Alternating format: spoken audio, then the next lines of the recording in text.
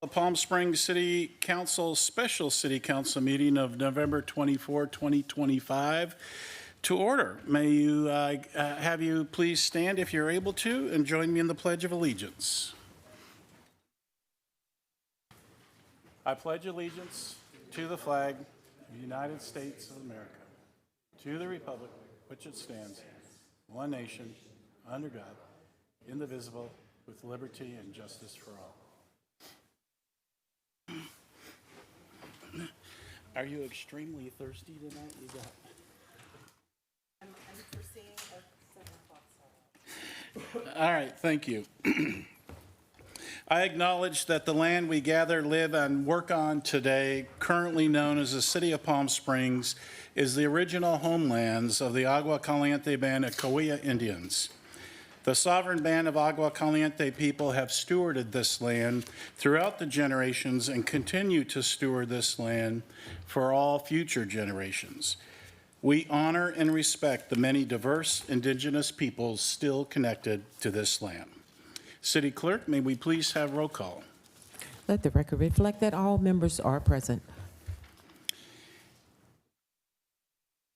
We have public testimony for special meeting items only. This time's been set aside for the members of public to address City Council on these special meeting item agenda only. 2 minutes are assigned, and first up we have Felina Daniels, our Danless.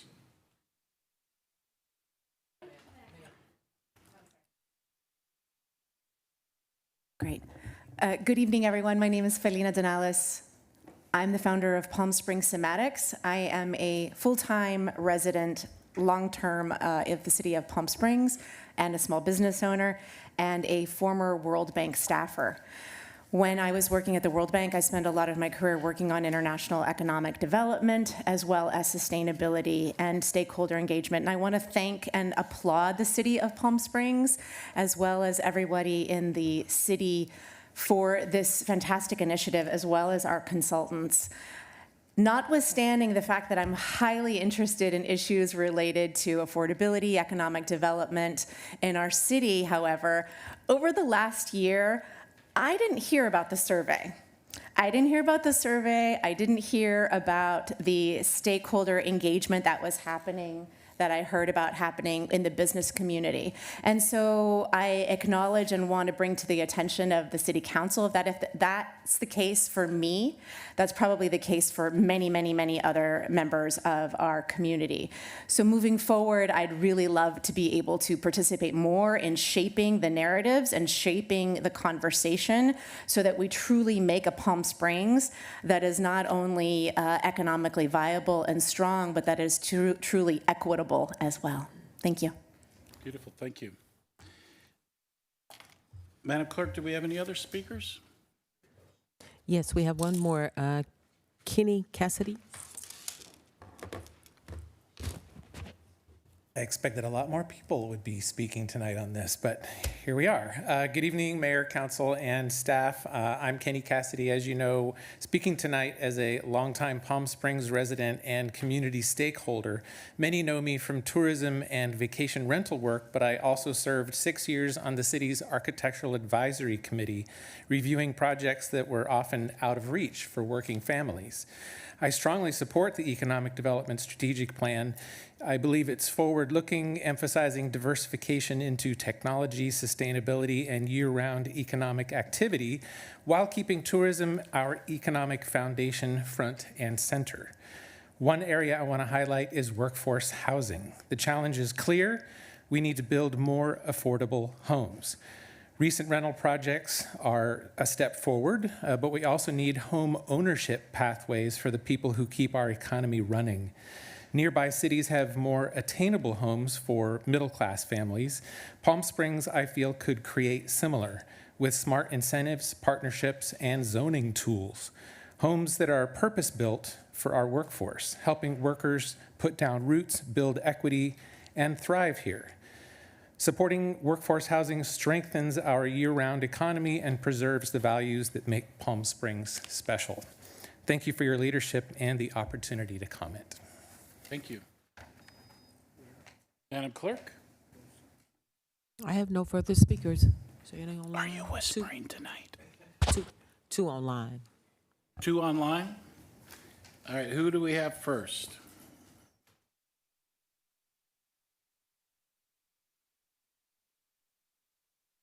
Xander Brown? Yes.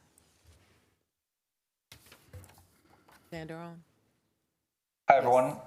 I believe you can probably hear me now. Thanks very much for the time and for facilitating an online visit.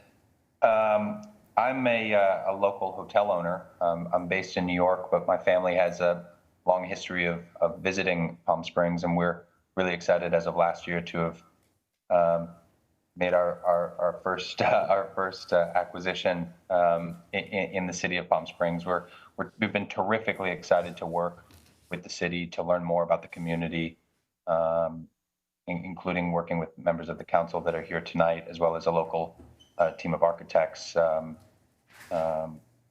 which the community will be familiar with. Over the last few months, we've learned a lot about the TOT incentive program that's been longstanding in the city of Palm Springs, and understand that there is a discussion forthcoming about a proposed renewal and some modifications to that plan. I think the 2 previous speakers said it well when they referred to the dialogue that exists and has existed historically between the city of Palm Springs and its constituents. And I, as a hopefully a very long-term member of the community, just wanted to express my appreciation of the dialogue that's occurred to date. The extremely forward-thinking initiative on the TOT incentive, not only to provide great construction jobs, but long-term hotel jobs, and to help, frankly, incentivize the development of a hotel which strives not to charge $1,000 a night, but actually to be very much a staple for the local community as much as it is for tourists at a more affordable price point, delivering on the promise of service and hospitality. So excited to continue to participate in the dialogue, and really greatly appreciate everybody's involvement thus far. All right, Xander, thank you.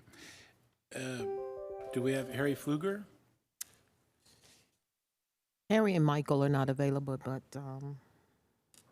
Philip is. Philip is online? Yes. Philip Hodges. Oh, good. Can you hear me, guys? Good. Yep. Good afternoon. I actually didn't think I was registering to speak, but if you are giving me the microphone, I will take it.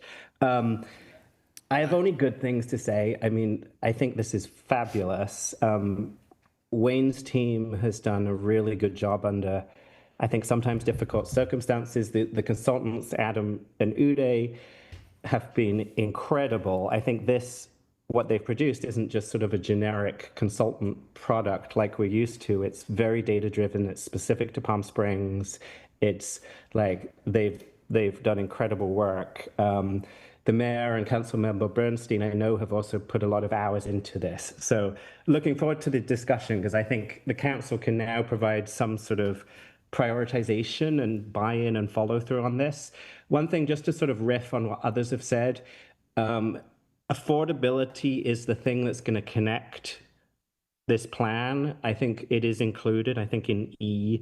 But if we're going for growth, it's not going to succeed unless we can stabilize housing and affordability. I mean, new jobs for people who can't afford to live here is not a win. New jobs for Bay Area transplants like me is not really a win either. The real win is if young family in Palm Springs today can build a career here, can afford to stay here, can sort of see a future for their kids here. So the press is talking about this mostly as diversifying revenue. I think it's bigger than that. I think the council can make it about sort of sustainable, equitable growth, like your first speaker said, and assuring the people who make this city work can afford to live here. So I think well done all round. I'm really excited to hear this conversation, and thank you for letting me speak, even though I didn't know I was going to. Thank you. Okay, and Harry and Michael are not on? They're not. Okay, very good. Then One other speaker just came we in. have one Larry other. Yarcheever. Larry.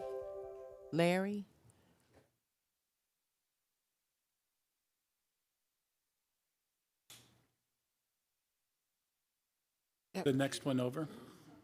The next one, The one over. Wrong one. sir. Hi, my name is Larry Yarchever. I'm a full-time resident here in Palm Springs. I'm also very actively involved in Modernism Week and volunteer my home for public tours. I want to commend the city on how well the streets are being paved and maintained, and it looks great. The problem that we have, that a lot of cities in California have, is there's a lot of wet paint that is being dumped, residential wet paint. And it's being dumped by individual independent painters. And they tend to get away with it. I know it's illegal, it's a big fine if they're caught, but it only takes a few seconds to dump paint. I've got examples that I put together for you guys to take a look at, but I'm the type of person that doesn't just like to complain about something. I have some ideas on how we can create some more awareness of what this is. Because when I first saw it, I thought, oh, somebody must have bought a 5-gallon can of paint and it fell out of the back of their truck. No, they get dumped. And the paint companies around here like Sherwin-Williams and Vista, they take paint back for free. All they have to do is just bring it back. But it's a lot easier to just dump it on the streets. So I wanted to bring that up and let you know that not only do I have some ideas, but I'd be willing to volunteer some of my time as well to address that in our city. Excellent, thank you, and thank May you I for the hand these out emails. to So you? the city clerk can grab it. Okay, now does that wrap us up? No further speakers. Okay, at this time, I invite the city attorney to give us a report on closed session. Yes, Honorable Mayor, members of the City Council, members of the public, the City Council met in closed session earlier this evening to discuss the items that are listed on the agenda, and there was no reportable action. Thank you. Beautiful. Next item is item 3A, which is the Economic Development Strategic Framework and a Hotel Incentive Program Overview. May we have a staff report, please? Thank you, Mr. Mayor, council members. While Wayne is coming up to the podium, I just want to take a quick second to thank the council members for dedicating a specific meeting to this topic. It's an important topic. We probably wouldn't have done it justice if we tried to talk about it late into the night at the last meeting. So this is good. Wayne Olson is our Chief Economic Development Officer who's at the podium, and he has his consultants here who are going to be given the presentation. They put a lot of work into this, and as you're going to hear, we want to kind of do two parts. Primarily, we're going to spend a good bit of time going through the entire report and the presentation. We'd like, and certainly we want to invite lots of questions and discussion from the council members, and we'd like a lot of this to be really focused on this economic development framework, which is really important to help guide us going forward.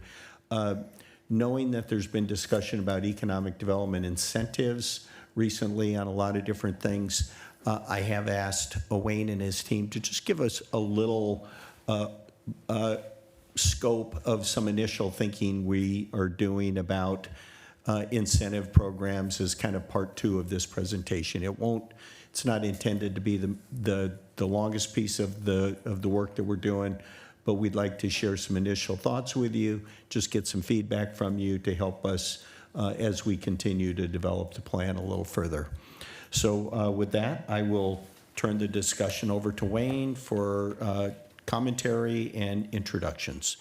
Thank you. Wayne, we have a single page 3031 from CVL. Correct. Is that to replace what's in the staff report? That's to replace what's in the staff report. There was a technical error, and by that I mean my error, of the report. So that replaces the page that's indicated at the bottom.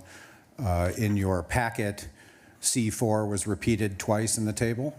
In the new sheet that you have before you, that includes C5. So that should replace the information in your current packet. And we can walk you through that once we get to that point. Yeah, thank you.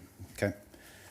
Mr. Mayor, again, I'm Wayne Olson, Chief Economic Development Officer for the City of Palm Springs. I was hired in January of 2024 to engage and expand on the work that staff had already done on economic development. It became quickly understandable to me that there was a lot of pent-up demand for the services of economic development. Both myself and Dean Grubel I'm not quite sure how a staff member was able to do this half-time. We replaced them with 2 people, and we're still trying to keep up with all the great work that we're doing. By about mid-year, it was clear to me that we needed a plan or a framework. And the reason for that is threefold, I think. One is alignment, both internally and externally as a community, and both internally as a department, aligning our work product and our goals. Second is focus. This is a town of many ideas, all great, but with the current staffing, we can only attach ourselves to so many ideas and thoughts moving forward. So focus is another element. The third is prioritization. The budget for economic development is understandably where it's at for the biannual budget, but we do need prioritization to occur. There are a lot of elements in the plan, and Uday and Adam are going to be going through those shortly, but that was the other element that I felt necessary for the plan. So we set an RFP, and the council approved Civil Economics, who are here tonight, Uday Ram and Adam Fowler. They are principals and owners of Civil Economics, and they'll give a brief background of themselves in short order. So tonight, the agenda on the screen, they'll provide an overview, and then defining the problem. We wanted a pragmatic understanding of the real situation in the community and what we're facing in the future. Well, I wanted it to be data-driven, so I asked the consultants, please create an appendices of data that you can refer to going forward, and that is what drives a lot of the outcomes that they're proposing tonight, the initiatives, principles, and the action items. Then we're going to understand some of the challenges, some of the hurdles that are coming towards us, both systemic and temporal. So those that are systemic, how do we fix that long-term, and some that are temporary, short-term issues related both to the economy and also community goals.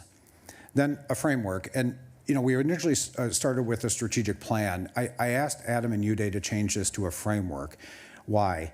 I think that a framework allows for mutability. It changes. A framework is a structure around which you can hang initiatives and programs and projects, and so you have a good bones, so to speak, of something moving forward over the next 5, 10, and 20 years. So, and then we're going to have some next steps. And then following the conversation and discussion, we'll visit the second topic. But I'm going to introduce Uday and Adam to come up and introduce themselves and their firm, and we'll start the slides. To get the spotlight, I think you hold that down. Is that right?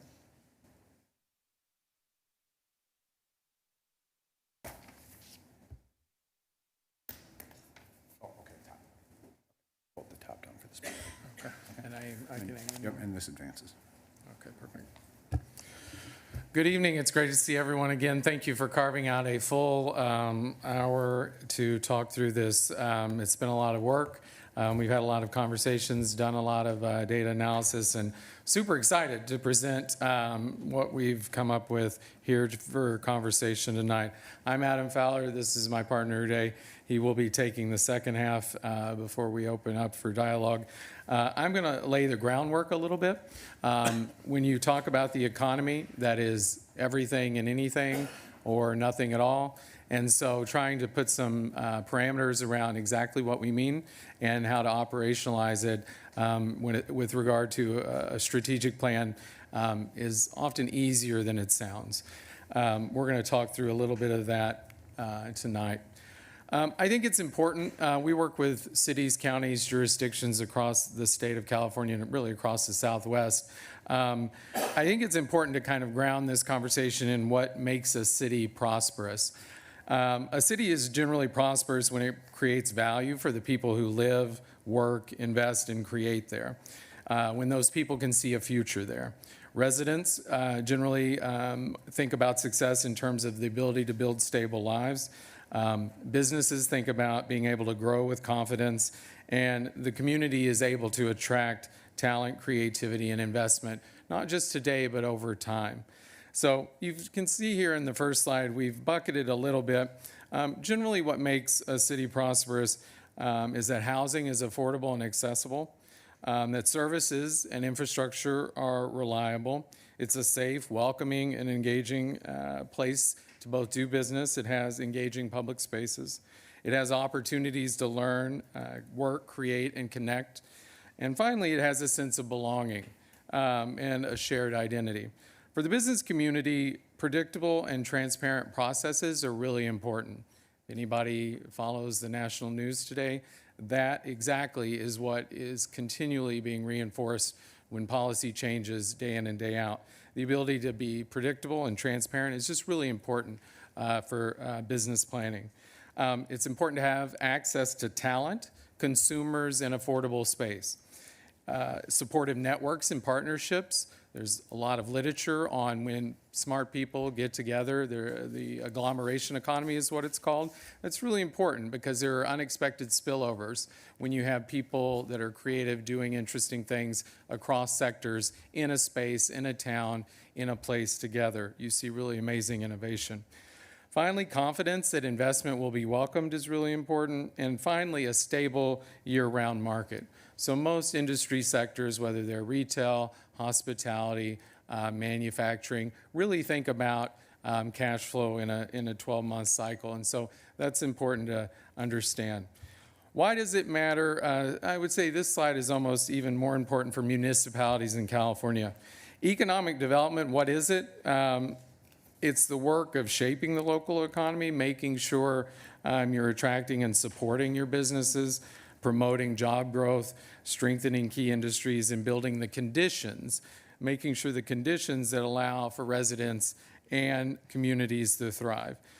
Downstream, this does touch most everything that you do week in and week out from where you sit.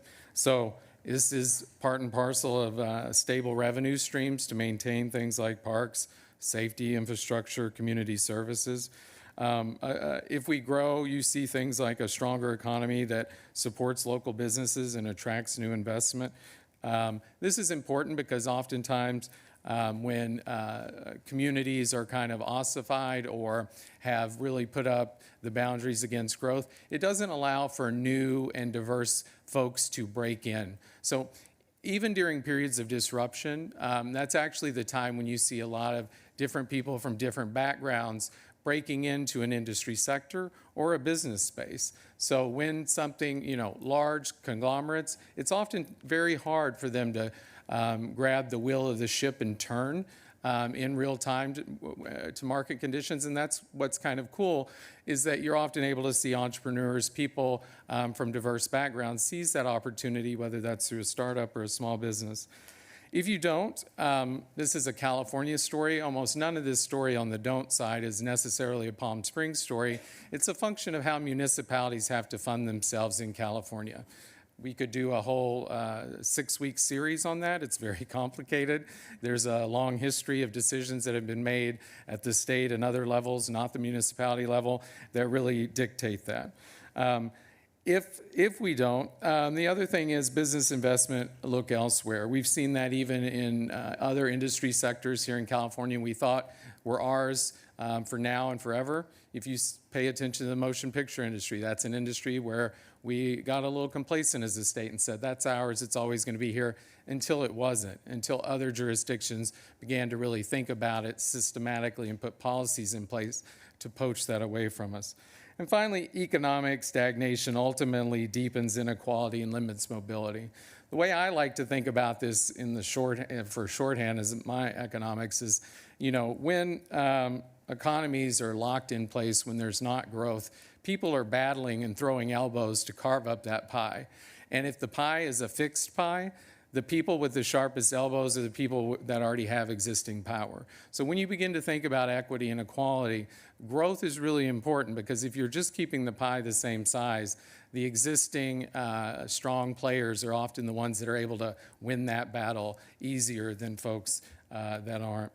So it is a positive cycle. When we're talking about growing the economic base, that feeds into ultimately increased tax revenue. So when folks send you an email or come to give public comment about fountains in the park or all the other things, that is 100% related, and we're going to talk a little bit about your business activity of certain types that's happening. City services can either stay the way they are or expand, right? We know that talent is expensive in whatever department, and being able to invest in those city services over time is really important. And finally, once city services, things like that, the economic base is growing, when a snowball's rolling downhill, it really attracts investment and attention, attracts top-tier talent down the road. So for this project, I do want to talk about a number of existing plans. You're a city with lots of documents and plans. There's a lot of these documents that actually talk about the framework tonight. I'm not going to read through all these, but I do think it's important to flag the general plan and its updates, the current zoning audit you have going on, a number of city council staff reports. We've looked at parking evaluation for downtown. We've looked at a number of reports around the airport, as well as a number of the reports that have been done around the convention center. All those and what they say do impact and are folded in a number of ways. A number of those reports, especially for the forward-looking ones, do require growth. If you look in the airport, for example, that's an ambitious airport plan. The convention center is an ambitious convention center plan. There are a lot of pitfalls on all of that, that if the economy isn't growing, I think that suddenly gets a lot harder. And I'm not breaking any news with that. That's in those reports. I just think it's worth flagging as we anchor the conversation tonight. We've also done a ton of trends analysis. So there is an appendix once this is finalized, printed. I think this can live in a number of ways. Data should be accessible. I'm a very small d democratic person. I don't think any of this should be treated as confusing or a math equation. I find that very frustrating. So there's a ton of data series that in each of their own framing ways here have been kind of organized and put together. A number of them going back 20 years. So depending on what the metric is, it may go back quite a long time to understand and capture some different business cycles. We have also talked to lots of people. Not everyone, that's kind of always the challenge, but we have built a number of touch points.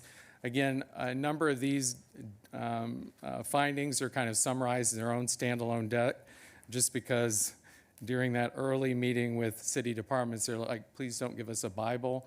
Bibles don't, they sit on shelves. We have done our best to try to streamline some of that, but there is from the resident stakeholder survey to the focus group discussions, that has all been summarized across a number of dimensions. So what do Palm Springs residents want? The $64,000 question. People love this city. That's what's amazing. You've got so many things I would call wind in your sails. People want to invest and make it better. They are very interested in the public realm, better services, and more connection to each other. To deliver these improvements, we've made a number of recommendations, but one of them really being to shore up the sustained revenue sources over time that it takes to keep the lights on across all the things people have come to expect. Some things that I think are worth flagging as it relates to this conversation specifically, 87% of the residents in that 582 survey said public realm shading, especially in those shopping and commercial corridor districts. 84% flagging affordable housing. Folks have already talked to that, but that is so important as being upstream, whether that's an entrepreneurial conversation, whether that's economic mobility for a workforce program. The types of people that are kept out are often the types of people that really produce innovation and build workforce pipelines over time. Healthcare access, this one for the Valley is going to continue to be a challenge. I think over the next couple of years, the analysis I've seen is reimbursements and things like that are going to continue to make that a challenge. That's a sector that's super important local serving, but folks flag that healthcare access is important to them. Public safety, broadband reliability, both of those are, I would say, very similar to other jurisdictions across the state. 79% flagged public realm lighting, 73% a broad array of social services, and 72% flagged public transportation. I want to flag on this next slide, this is me being a data visualization weirdo because I think better in infographics and pictures. But what makes up all the revenue that's going to pay for those things that people are interested in? And I always think it's really important to flag really those top three pieces of plumbing that go into that tax percentage on the right side. Sales and use tax, transit occupancy tax, so bed tax, and then finally property taxes. Each of those three are actually malleable to a certain extent under economic development frameworks and strategies. And in a lot of ways, when we're trying to operationalize different segments, we're coming back to think about how these three revenue sources will be impacted and impacted in a positive way. Sales and use tax, we do flag the world of retail is changing. It's been changing for a while. That's continuing to change. Transit occupancy, bed taxes, that requires that your brand stays strong, which there's no reason not to think it will, but requires a continued finger on the pulse of what the market is saying in terms of people that have historically traveled here will continue to. And some of that on all of these is going to be outside of your control. You don't set trade policy. You don't set a whole set of policies that do impact your jurisdiction. So some of that's going to be out of your hands. And finally, property taxes. The interesting thing here to flag is this, when the Fed increases interest rates, it does slow down the housing market. In California, when that normal churn year in and year out of houses being sold isn't happening at the normal clip, that reassessment doesn't happen, right? So folks that have lived in a property for a long time end up staying there, or new homeowners don't come into town, that property isn't reassessed. So you actually see property taxes based on Fed interest rates around mortgages, et cetera, be impacted. And again, this is universally across all the jurisdictions in California. So some of that is in your control, some of it isn't. With all data, how the hell to interpret it is really the category of, I think, what you hired us for. So the world of transit occupancy tax by revenue type, you've got a time series here.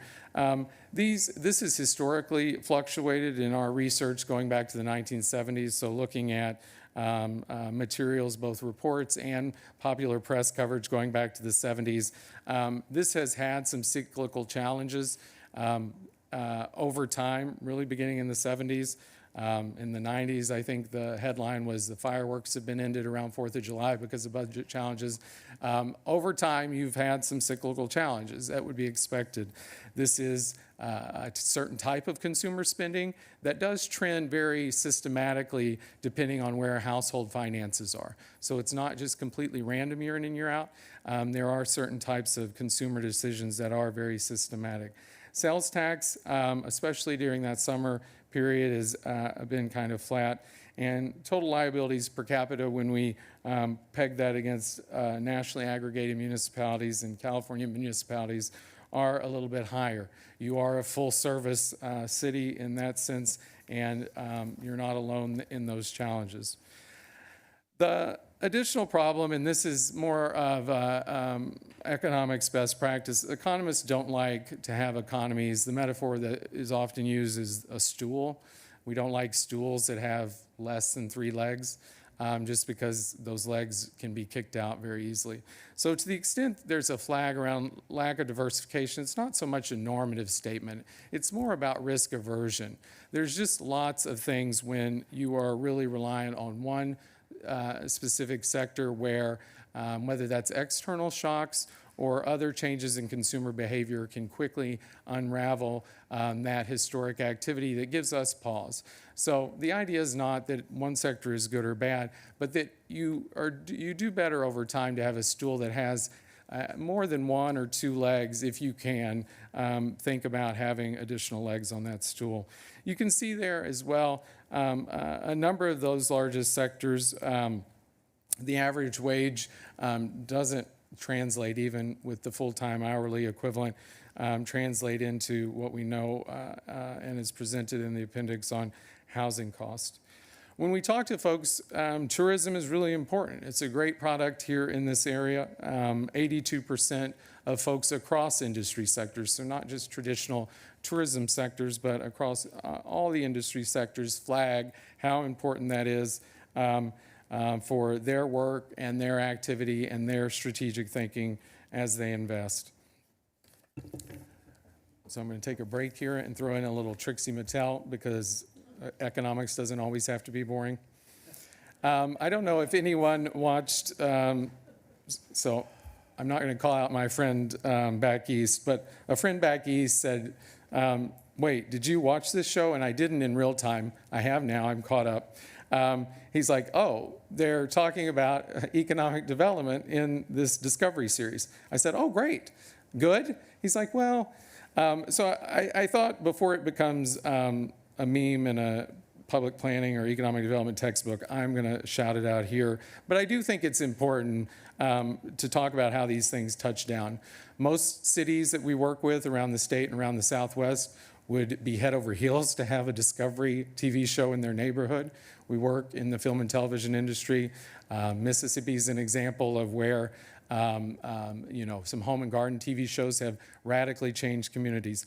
I do think it's worth flagging here and quoting from Trixie Mattel just a little bit.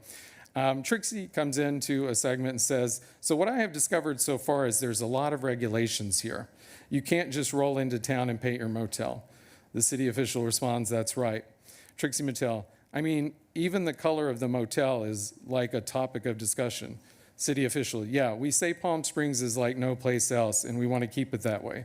City official, we want to preserve our mountain views. We want to preserve our architecture that's famous all over the world. Trixie Mattel, yeah, I get it. I mean, we're trying to create something that is very in line, I think, with Palm Springs values.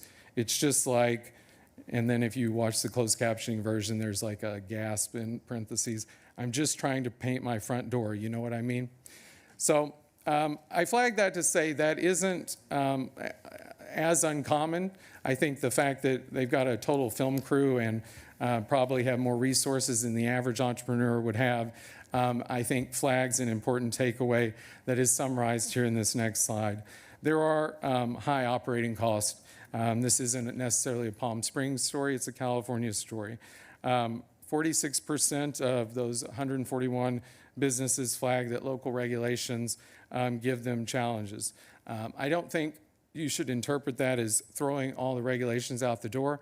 I think thinking about how to make them interpretable, transparent, whether that's visualizing workflows, processes, making them out in the public, it's very hard to understand how various municipal code updates for 30, 40, 50 years that have all gotten layered on top of each other come into conflict and maybe inadvertently add confusion or unclarity from a business point of view.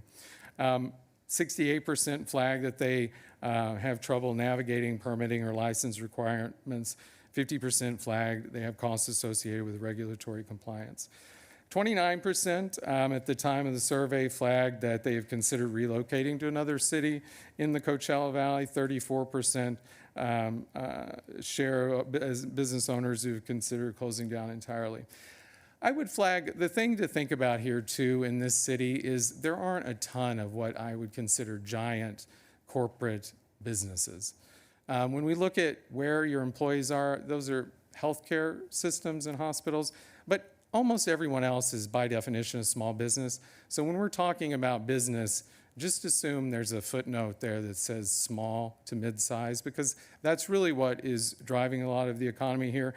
And so I think to the extent you look at these numbers and feel a little bit of empathy, I would flag that this isn't some sort of nameless, faceless corporation, that most of the folks that are here under the business licensing regime are what I would consider small for all intents and purposes. Finally, my last slide, and then I'm going to kick it over to my colleague, Uday. So beyond a lack of diversification and difficult business climate, the city is navigating major shifts. A number of these we call out. whether that's heat and heat infrastructure around what the summer months look like. Those forecasts, whether you believe state or before they were taken down federal models around climate, that's important to really understand and think about. So the idea of having a summer economy, by definition, you're losing days almost every year in terms of what is considered not summer. There's also the real time. So because we are in a market economy, the market moves quicker oftentimes than our regulatory or other infrastructures do. And so what we're seeing right now is a lot of right sizing around retail. That might show up with folks flagging that they're really frustrated that a strip mall or something in their neighborhood's been vacant for a long time. You might see opportunities to look for last mile investments around logistics, warehousing. That has all radically really shifted quite a bit since the pandemic. There was a shift in consumer behavior that's really proven to be quite sticky. A number of those other things, I would say, demographic transitions. You have been losing a little population year over year. Nothing to like lose your mind over, but again, directionally, I think growth is always better. Finally, just some long-term infrastructure deficits. There's always capital improvements that probably have been backburnered that I think only get worse over time. With that, I will give the rest of this slide presentation to my colleague Uday, and then look forward to your conversation and questions. Thank you. Cool. Thanks, Adam. So we have a lot of challenges. Before I start, just want to mention that a lot of things can be true. We can love Palm Springs. We can admit that there's work to do. Change can be good. Change can be bad. But one thing I do know is that if we do nothing, we'll change regardless. There are going to be external forces out there that will make Palm Springs change, and what we have to make a decision about is how do we shape that change. So this is what the strategy aims to do. It's not enough just to address each challenge as it arises. I mean, we should be proactive, not reactive. So it might be easier to start with what this is not. This is not a wish list of every single project that we want to do over the next 10 years. This is not something that is rigid. This is a living document. It is not going to be by year X, we had to get this done. But this is helping us try to figure out where do we want to spend our time, our priorities, where do we need to partner up, where do we need to collaborate to make sure that we're actually addressing a lot of these issues that may have not arisen yet or that are getting more acute as time goes on, but being smart about it. What is this document then? Essentially, it's a coordination mechanism. Well, I mean, economic development doesn't just live with Wayne. I mean, this is a shared responsibility. This happens in every department in City Hall. It happens with all 5 of you. It happens with our, sorry, can I just go back? That's right. Sorry. Yep. I'm just too busy waiting around here. It happens with the businesses. So what's been lacking to this date is one overarching vision that brings all these pieces together and where we can have this discussion we're going to have tonight and figure out where those priorities are and make sure that we are all swimming in the same direction because we all want Palm Springs to be Palm Springs. But again, we can shape that change and we need to understand what change do we want, what change do we not want, and how do we talk about it. We need a common language. So what are we trying to do here? Yes, common understanding. We don't want to have a bunch of unrelated initiatives out there. This is meant to build some parameters, some guardrails. So when we do talk about certain things like hotel incentives, they match into a certain rubric. It's not just an isolated policy. This is fully falling into a policy bucket that makes sense in a cohesive, holistic sense. And most importantly for you, it gives you a sense of what levers are available, what options do you have, and where do we get more money? Because even if we don't think that growth in and of itself is a good thing, in order to get all the things that Adam talked about off the ground, we need fiscal revenues. And that's going to happen through responsible growth, not by keeping our fingers crossed that it'll be a much milder summer next year. So I'm going to spend some time on this slide. I know it's a little dense, but this is really the heart of the economic development strategic framework. What we did was bucket all the challenges that Adam discussed into 5 principal areas, 5 problems to address, And within each of these principles, we have a number of initiatives and actions that provide the whole realm of stakeholders with some direction as to what needs to be done by what point, and with some degree of metrics and indicators. So let's start with problem number one. This is a question about capacity. I think we can all acknowledge Wayne and Dean and the rest of the city, they do an amazing job. But the systems and the permitting processes, the infrastructure, it's not perfect. It can be improved. So principle A is about building that internal muscle that the city needs to implement everything else in this framework. It's building capacity, building smarts. It's making it easier for business to experience Palm Springs in a way that they can work with clearer processes, shorter timelines, fewer surprises. It's making sure that everyone in this building has the tools and the coordination mechanisms to make a lot of this change happen. It's about allowing any resident or entrepreneur that wants to set up a business a transparent process of being able to achieve that, and not kind of left scratching their head about what needs to happen next, why is this taking so long, and how do I do any of this work by myself. So what does this initiative include? There's a systems, process, and technology audit. There's a municipal code review. There's an upgraded internal digital processing and tracking system. And then also taking all this work that we've done, making it public in a data dashboard so the public can also help keep us accountable and track how the economy is doing. So problem number two. This is almost the external facing version of problem number one. But the business climate is very fragmented, it's hard to navigate, and we're facing increasing competition from other cities down valley as well as peer cities around the country. And we need to make sure that Palm Springs remains not just a great place to visit, not just a great world-class destination, but a great place to do business. So that's the heart of Principle B. So what does this feel like? It feels like regulations being fair and consistent. They're not arbitrary or confusing.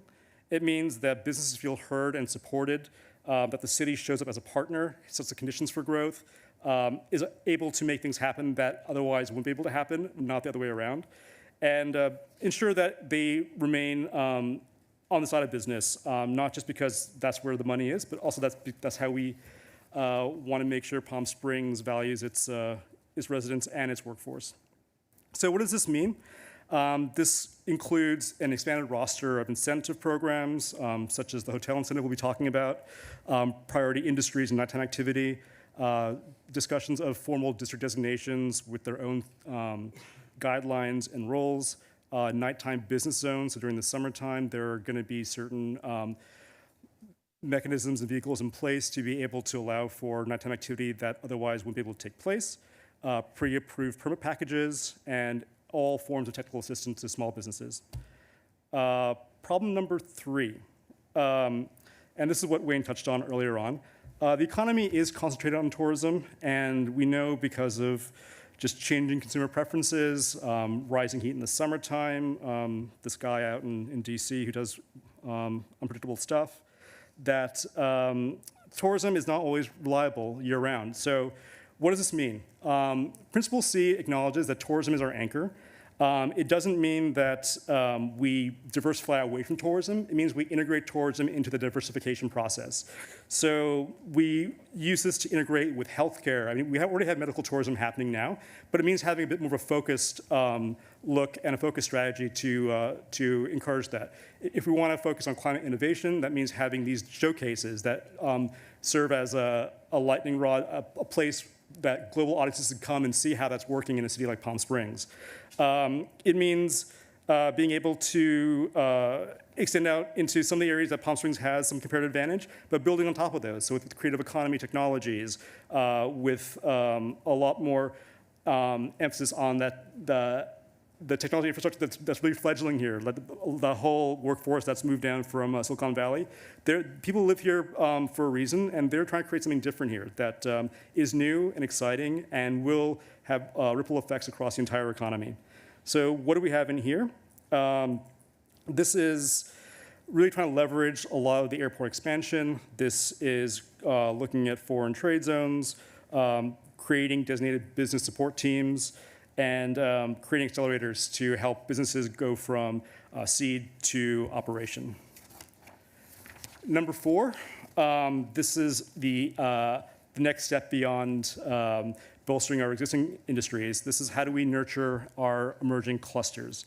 And clusters are just certain groups of industries. So when we say that we have healthcare as an industry, we're focusing on things like a health and wellness cluster, which will include some degree of tech integration and a new ways of being able to leverage the healthcare industry that we have, but in ways that have not been undertaken before. So Principle D is really where long-term transformation happens. It's where Palm Springs is not just a leisure destination, but it's an innovation hub, globally known as an innovation hub. So what does this feel like in terms of success? Palm Springs can attract companies and workers who wouldn't have considered the city previously. It means people will move here, and you can have kids that grow up here, they go to Palm Springs Unified, they go to College of the Desert or some other regional college, and there are jobs here that they can come back to. And then they can raise their own families and retire here. It's making that whole cradle-to-grave lifestyle possible. It's giving the city the ability to be a leader in global tourism when it comes to climate innovation. Palm Springs is not the only city dealing with heat. So if you look at destinations in the Middle East, in the Mediterranean, elsewhere, everyone's struggling with this problem. Like, how do we have hot climate tourism? Palm Springs has, as it learned through the pandemic, a lot to offer in that regard, and also a lot that it can contribute to in terms of being a bit more advanced and forward-thinking in what it means to be a hot climate destination. So what does the framework include?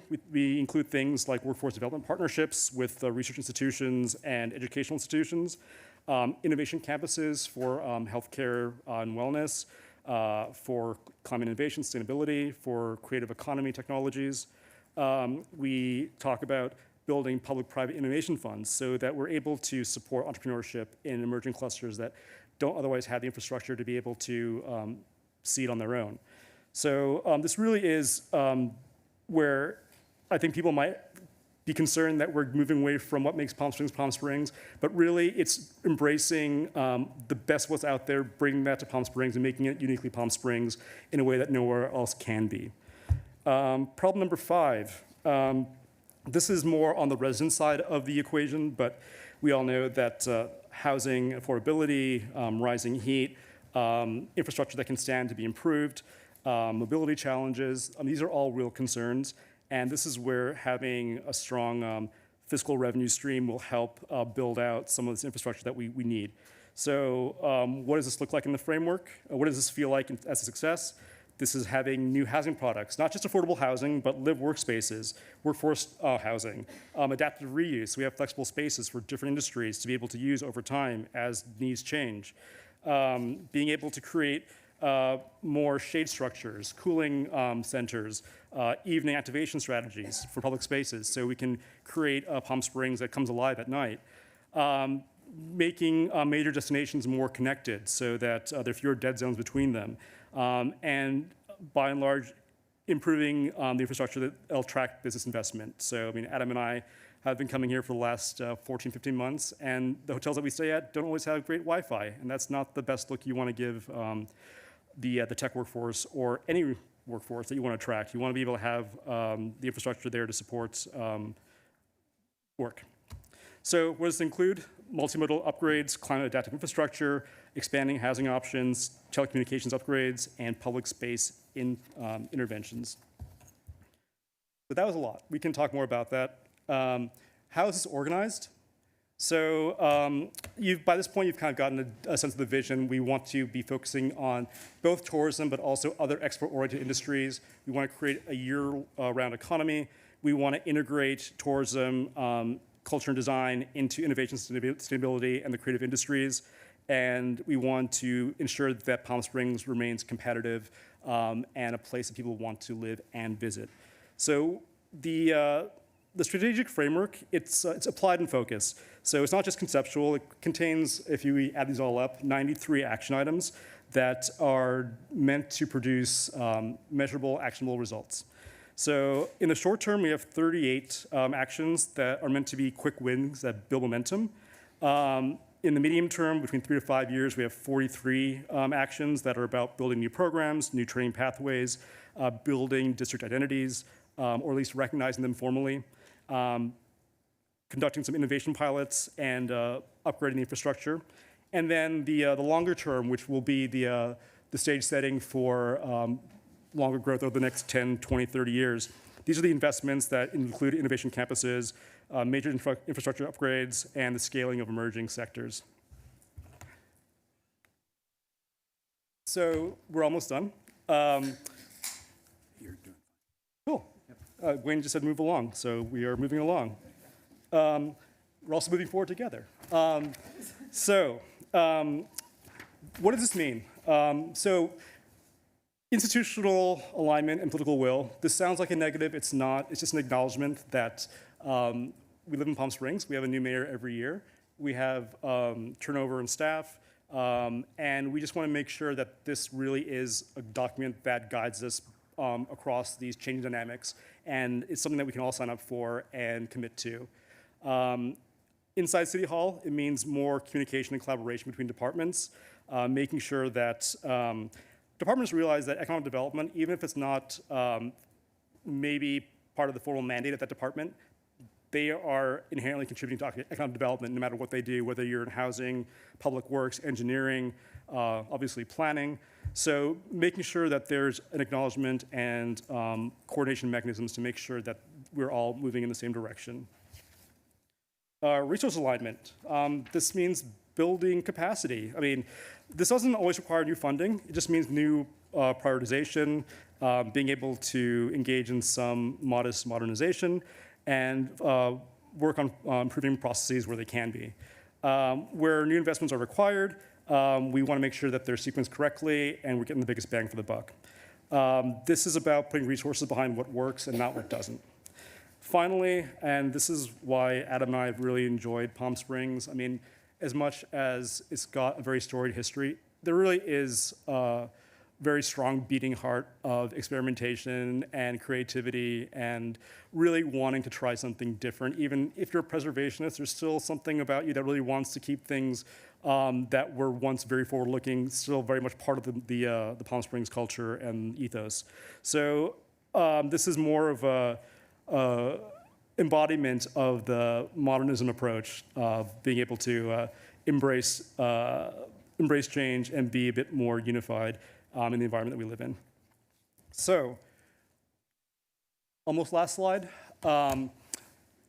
Implementation kind of starts now. I mean, this is not a plan that necessarily is waiting to be approved, although it is. What we mean to say is that there are 6 priorities that we would want to focus on in the next year. Some are already underway. Some we would love to help jumpstart. The convention center modernization process, I mean, that's been extremely important and something that we want to make sure continues in a way that anchors the convention center district, becomes a bit of a test case and a model for what smart growth and the embodiment of the 21st century tourism dynamic that Palm Springs wants to embrace, what that looks like. Being able to drive midweek and off-season tourism. Number 2, an internal process audit. This gets to principles A and B, where we just go through the internal infrastructure here and make sure that we understand what technologies, processes, and resources need to be upgraded and aligned. Essentially looking under the hood of the city systems and addressing needs as they arise. A municipal code and regulatory review. That's something that we look forward to doing in terms of being able to make sure that there are no ordinances that either conflict with the principles in this plan or otherwise could present problems for a lot of the growth strategies that I think a lot of people in this room do agree with. Defining and activating business districts. We do have business districts here, obviously. We know a lot of them have names, but we'd like to formalize that, be able to assign resources, guidelines, and allocate the kinds of attention that will help these districts become self-sustaining as well as draws on their own without having to necessarily feel like they're fending for themselves completely. Number 5, fiscal toolkit development. Adam mentioned that there are only so many tools that are currently available to the city. we want to help work with Wayne to develop a bit more of diversified revenue stream model so that we are in an age where we have so much economic uncertainty at the federal and state level, creating some degree of self-sufficiency at the local level is going to be very important. And finally, creating a digital economic development hub, which will help build transparency both internally as well as with the public, and ensure that the public can keep track of what's happening with the plan, track progress, and help engage on future work. So with that, I'll toss it back to Wayne or open up to questions. Thanks. Thank you, Uday and Adam. Mr. Mayor, if it pleases the council, we're available for questions or discussion. I wanted to thank Uday and Adam for the thorough presentation and the deep work they've done. Obviously, you can see there's a lot of information to be shared. I appreciate you all taking the time tonight to hear us in full, and we'll turn it over to questions or discussion. Excellent, thank you. And thank you, Adam and Uday, for coming back again and bearing with us. Hope it wasn't too harsh on you having to return to Palm Springs one more time. Yeah, excellent. So we're using throughout some different numbers on the responses from surveys, and a lot of reliance on the surveys, 2,100 plus. What's the statistical accuracy of like on page 8? You know, are we, is the demographic based? Is it geographic based? Are we looking at specific business sectors? Who responded to these different questions? Sure. So it is statistically valid. It's not necessarily representative. So we did farm this out to the greatest degree we could, and we solicited about, I think, what was it, like 400 business responses, about 600 plus resident responses, and we kept the surveys open and tried to solicit as many responses as we could, but just given the delivery mechanisms we had, we couldn't atone for representation. We also, so you're aware, we worked with the Modernism team to provide the survey to that group. We also had on-the-street interviews as well, and then a final stakeholder output of over 100 stakeholders that an additional survey went out to. And so we're interviewing people on the street. So how are we qualifying those people? Well, I want to be clear, it wasn't strictly just, Mr. Mayor, folks on the street. We sent this out as a community-wide survey through working with 1PS on that, as well as the businesses. And in addition, the Modernism survey went out to all of their members as well. Mm-hmm. And who's their membership? Do you? Those would be the ticket holders of the Modernism Week. And not necessarily residents of Palm Springs? Not necessarily residents of Palm Springs, but a portion of the survey was resident. That's attached in attachment B. Yeah, you had 600 some, I forget what the N is on some of them. It varies between 590 and 625. Okay, all right, cool. Yep. And then on the page 7, when we talk about 20 plus interviews with external stakeholders, I didn't see in our staff report where we're acknowledging who those interviews were with. Do we have that somewhere? Mr. Mayor, yes, we typically wouldn't name specific individuals in the staff report, but I believe one of the slides showed some of the groups that we contacted. But I'm sure we can list those off for you if you would like. We can provide a list for you. And why wouldn't we share with who we interviewed? Individual names, we could certainly share those if that's what the council wishes. Happy to provide those individual names. Yeah, no, I'm just curious why we wouldn't. Okay. All right, council, thoughts, questions? Well, we've got staff. Mayor Pro Tem. Thanks to you all for literally months and months and months of work. I guess a few follow-up questions to the mayor. So do we, in your survey data, can you tell who's a resident, who's employed, who is an employer, and kind of the distinctions of kind of how they participate in our economy? Sure. So there are a couple of things. I would flag, however you want to organize that information is totally up to you. So it just varies by city, county. So in a lot of places where we work, they do these every few years, so there's like a bit more muscle memory. That's not the case here. So I think part of it's just like, how do you want that to look? And we'll just bundle it up. The survey is the 592 that you'll see listed in the N under that specifically.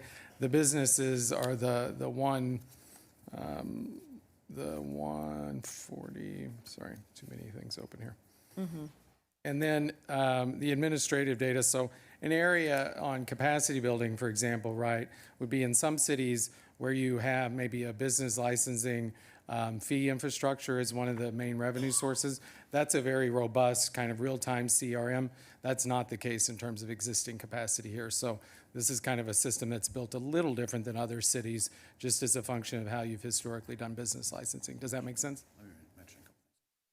To your question specifically, Mayor Pro Tem, the individual that received or chose to log in self-identified as either a resident or a business, and the survey was advertised in the Palm Springs Post for several weeks.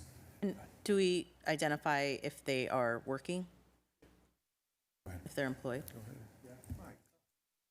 Yeah, I mean, so one of the interesting parts about this was that the representation of employed individuals when it came to the survey respondents, about 85% were retired. So that's fascinating.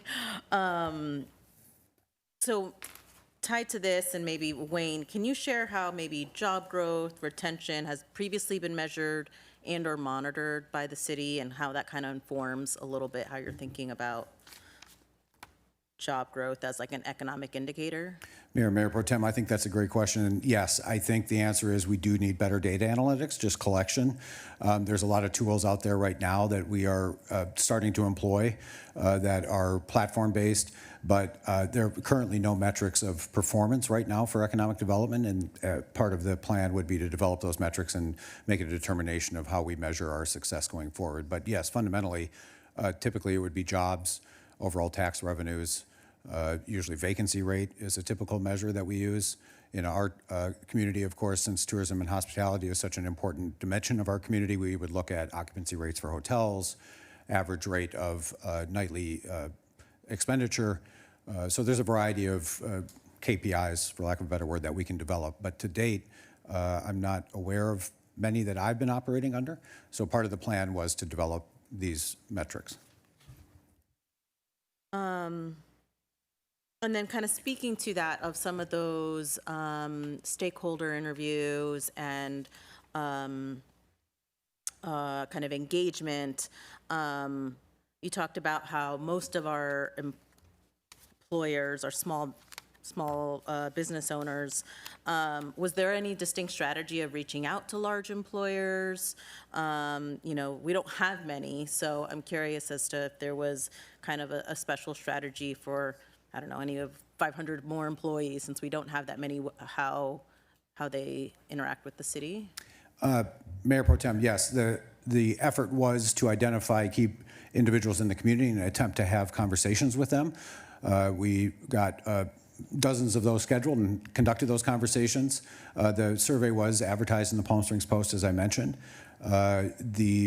For instance, we reached out to Eisenhower via some of the folks that we work with on the Tech Steer Co. and also through the Chamber. So that would be a representation or example of how we spoke to the institutions themselves. And I wanted to mention, Uday just whispered in my ear, sorry to interrupt, that COD also participated in the conversation as well as the high school. Great. Yeah. I think those are super important. You mentioned in the report, it shows that, well, I'm going to try to hold my comments later and stick to questions. A couple more questions. Core industry versus emerging industry. How do you make that distinction? What were some of the kind of, how'd you define those? Can you just maybe describe it to the public? So actually, I think the terminology we used was existing industries and emerging clusters. So we over-indexed on tourism, hospitality, just because that's where a lot of the economy is. And we felt that that's also where a lot of the struggling is happening. So when we look at healthcare, also very established in Palm Springs, that is not struggling as much. That wasn't really an industry we focused on in terms of creating policies to bolster it. Where we did tie it in was in the emerging cluster of health and wellness. So health and wellness would incorporate not just healthcare, but also the wellness industry, tourism, technology.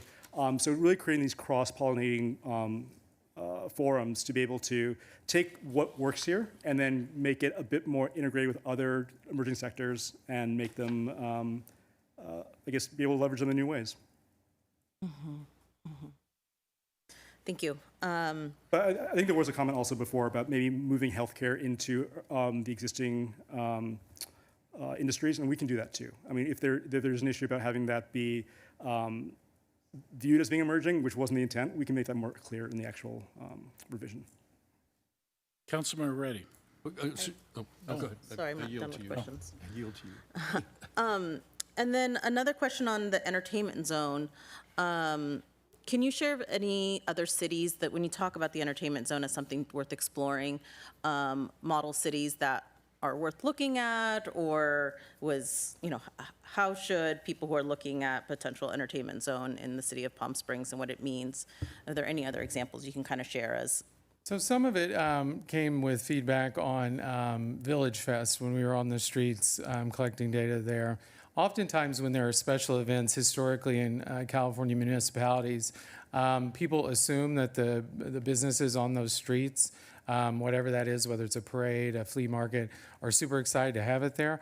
Often, depending on the regulatory kind of framework, those folks aren't able, there'll be outside vendors that are brought in for legal and liability reasons. So oftentimes the mom and pop restaurant won't be able to actually serve the folks that are walking on the street. There'll be, sometimes it's a big third-party kind of vendor that does also all over the state. Sometimes it'll be other forms of food trucks, things like that. So it's actually a net loss sometimes. The entertainment zones, I would suggest looking at Santa Monica or Long Beach. I would say both Santa Monica and West Hollywood have some parallels to your retail in terms of existing kind of retail stock that's having some trouble as the consumer base is more interested in experiences and experiential than traditional retail. Santa Monica, just a couple weeks ago, has kind of put out some framework materials you can look at. I think that's another example where people would have thought the 3rd Street Promenade would live forever. It'd be amazing, and it's struggling terribly. And they're trying to reactivate that space by making that public space available for those businesses. You can also think about in West Hollywood, for example, when they do Pride, occupancy in retail, restaurant, and other floor spaces, there's a fire limit. And so by definition, you almost can't, you get this rush of demand and you actually can't capture all the dollars. So by allowing those folks to either utilize some public space or having that entertainment zone for very specific days allows those small businesses to not leave that money on the table, but when there is period of uptick, be able to capture it rather than there be the kind of artificial chokeholds based on safety, if that makes sense. Great. And then one more last question was around sales tax. So as kind of, sales tax and TOT is crucial to our Palm Springs economy.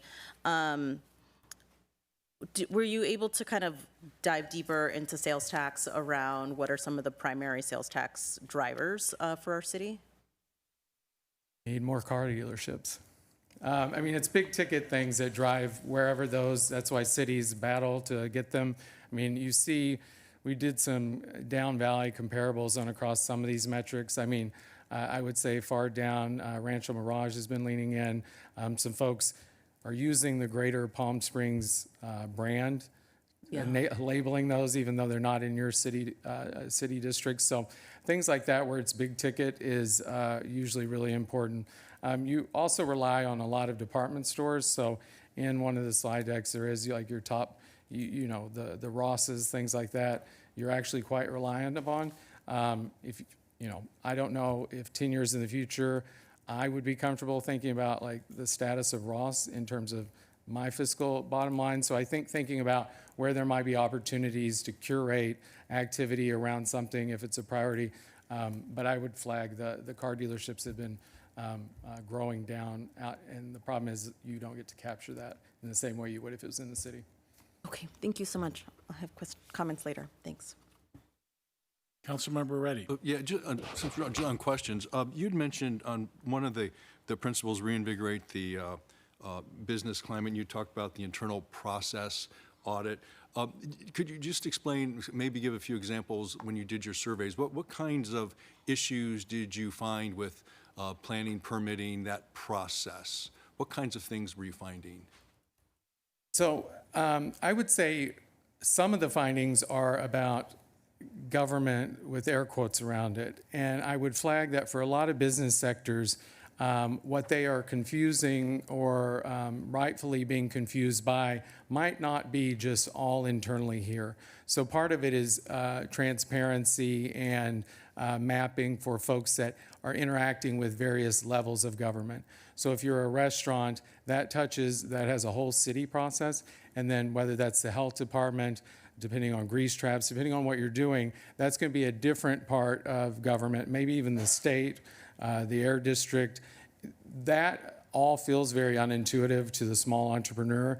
So while they say they get confused on repeating the same stuff over and over, forms, materials, I think mapping that out in a very clear way, not only internally, who's got to touch this and what are the estimated times, but who are the other non-local governmental departments or agencies that they're going to have to touch base with so that they can be set up and a little clearer on that, if that makes sense. That would be my interpretation of that data. Yeah. Thank you, Adam. Councilmember Reddy, if I might just append to that. You know, I've been working in and around cities since about 1997. And, you know, improving processes, particularly around permitting and et cetera, has been a challenge for cities for many, many, many decades. So this isn't new. This isn't unique to Palm Springs. I think to Adam's point, it's more about providing the information more clearly. I've spoken with the planning director, the building official, engineering, the finance director who manage the processes that touch businesses when they come to the cities. And we're all in agreement that we could certainly enhance the services that we're delivering. So we're doing good right now, but there's always room for improvement, particularly around where businesses touch the city. Okay. Thank you. Thank you, Mayor. Councilmember Garner. Let's go down the line, Jeffrey. We were involved. Thank you all. I really appreciate this report. I just had a few questions. Back on the question of engagement, did you talk at all with Caravanserai? And was this sent out through their folks as well? Councilmember Garner, yes. We did talk with Mihai when he was CEO of Caravanserai, and we did work with, I don't remember if we worked specifically with their constituency or graduates, but it's certainly an element that we can introduce if we move towards an implementation prioritization process. Did you get responses back from those folks? Did we tag who them? went through their program? Yeah, we wouldn't have tagged them specifically as Caravanserai clients. So we did speak to Caravanserai, but at the leadership level. Okay. I mean, that's helpful, but I think a big part of this too, as we're talking about emerging industries, et cetera, is talking to those emerging industries and finding out what their struggles are, or just small businesses generally, these more micro businesses that are growing. And we have a lot of stories in Palm Springs of businesses that started out at our Village Fest and are now freestanding places. And so it would be good to be able to really hone in on how that happened and what was needed, what were the difficulties. We even have some business owners of that level here in this room tonight. So thank you for that, but I'm glad you did talk to their leadership. So a lot of this plan touches on really every single department in the city and different groups that we work with. So how are you working with this other city departments on this? And how are you working with other groups like Sunline, for instance? Councilmember Gardner, the plan was distributed to department heads and offered an opportunity to have a response. I've been working closely, obviously, with our development services colleagues, our planning director, our building official, on thinking about ways we can strategize and work some of the implementation into fiscal year 26 even already. I know our IT director, and he and I spoke. He's running an audit of the current IT system for the ERPs, so that's another element that's ongoing. And so we have a lot of ideas around implementation. Of course, we need a structure to implement going forward. Right. We don't have that as of yet, so we would, that might be something that we would ask council to consider, is how, if they approve the plan, how they would like to see staff implement some of these actions going forward. Thank you. So that is, but you did talk to department heads and Yes. gave them the report in advance. And Yeah, we received some started there. comments We from started them. there. Okay. We had a team meeting. Actually, it was in this room, I believe. Yeah. So we had a meeting here with department heads. They had an opportunity to speak on their topics that they found of interest to them. So this has been done in consultation, constant consultation with all of the department heads in the city that are primarily affected by the outcomes of the plan. Great. Perfect. Thank you. That's really helpful to know. Councilmember Bernstein. Okay, we're just doing questions, or are we having comments? Okay. Okay, well, I was worked on this with the mayor and the Economic Development Council, so a lot of mine have been answered. I have some, first of all, thank you very much for this, and this is a tremendous, I'll make this comment now, tremendous job, amount of work. 2 years ago, we didn't really have a dedicated economic development department, so to have this now is really a huge step forward. So thank you to everyone involved. And again, this wasn't because of, it just takes a lot of capacity to do economic development. I want to also just a couple questions, and some of the surveys, and I think there are some questions about that, and in retrospect, there's different ways that we could have really talked to sectors. One of the sectors that's come up, did you talk specifically with real estate brokers and business brokers as to who's looking to come here, who's here, what businesses that are trying to open here, what they're finding? Councilmember Bernstein, yes, we did have comments back from real estate brokers and real estate agents, and I was able to have dialogue with those folks both through email and conversation. Okay, because it would be helpful to know specifically, who is actually looking here, what they're missing, or who is hesitant to come here because of some other reasons. It's always helpful to know when people leave, but it's kind of harder to find that out.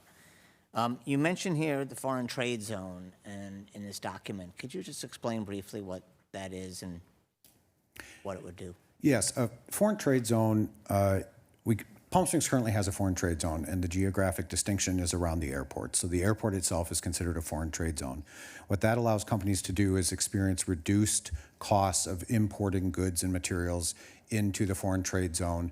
Sometimes your cost of goods reduces as a result of being able to carry some of the goods. If you manufacture the goods into another product, you can sometimes have cost reductions in import. So it's basically a way to assist businesses that have import and export activities with reduced costs. There are several strategies in place to move the foreign trade zone forward. I'm working closely with Harry Barrett at the airport. It is complicated by Customs Border Patrol staffing at the federal level, so there are there's quite a few layers of government involved in this, but the end goal would be to have this new foreign trade zone expanded to its entire capacity, which is 60 miles in a radius around the airport. Staff has yet to present that to the council. That would certainly be something that we would be looking to do as that matures and develops, particularly from a strategic perspective. Okay, and also see how much makes sense, efforts to focus on it. Correct. And you also mentioned Economic Development Authority. What do you see that as? So I think, again, this plan, when we sent it out for RFP, we asked to envision the future almost 20 years out, which is very challenging for any economist to look that far in advance and make a prediction about how to manage the local economy. That's just one of several ideas that we have in ways that we can structure. We don't currently have a port authority. We don't have an economic development authority. So that would be a tool 10, 15 years down the road that the city may consider employing to enhance the economic development abilities, for instance, issuing debt, for example. Okay. I have a question on this. On page 21, you talk about wild swings in TOT. And I don't think that is accurate. You know, first of all, I think you got those numbers may not be right. We never had a $62 million TOT. Am I right, Wayne? We were using whatever data the cities provide. I'm not sure. I'm happy to take a look at that and see if there's something. I don't think we've ever had more than a 53.7. So I don't think we had wild swings. I think we had 2 swings down during the pandemic, which is, you know, we probably fared much better than a lot of places, but it's basically been fairly steady. What is more interesting is that it's declined from something like 53.7 to 50.4 in the last 4 years. But again, going to the survey results, I mean, it's not the best data considering that we still had the pandemic. I think what is more concerning, and just, you know, and I don't want to do too much, but that data, we don't know where that actually came from. It says we had 62 million in TOT in 21-22.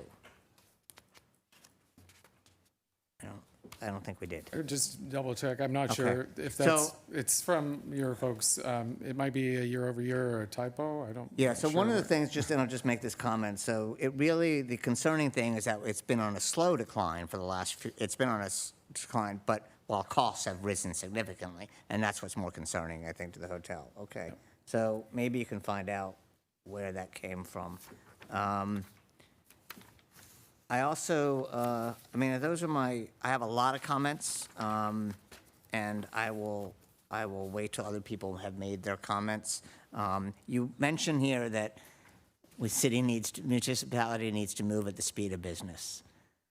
And do you really think that is possible?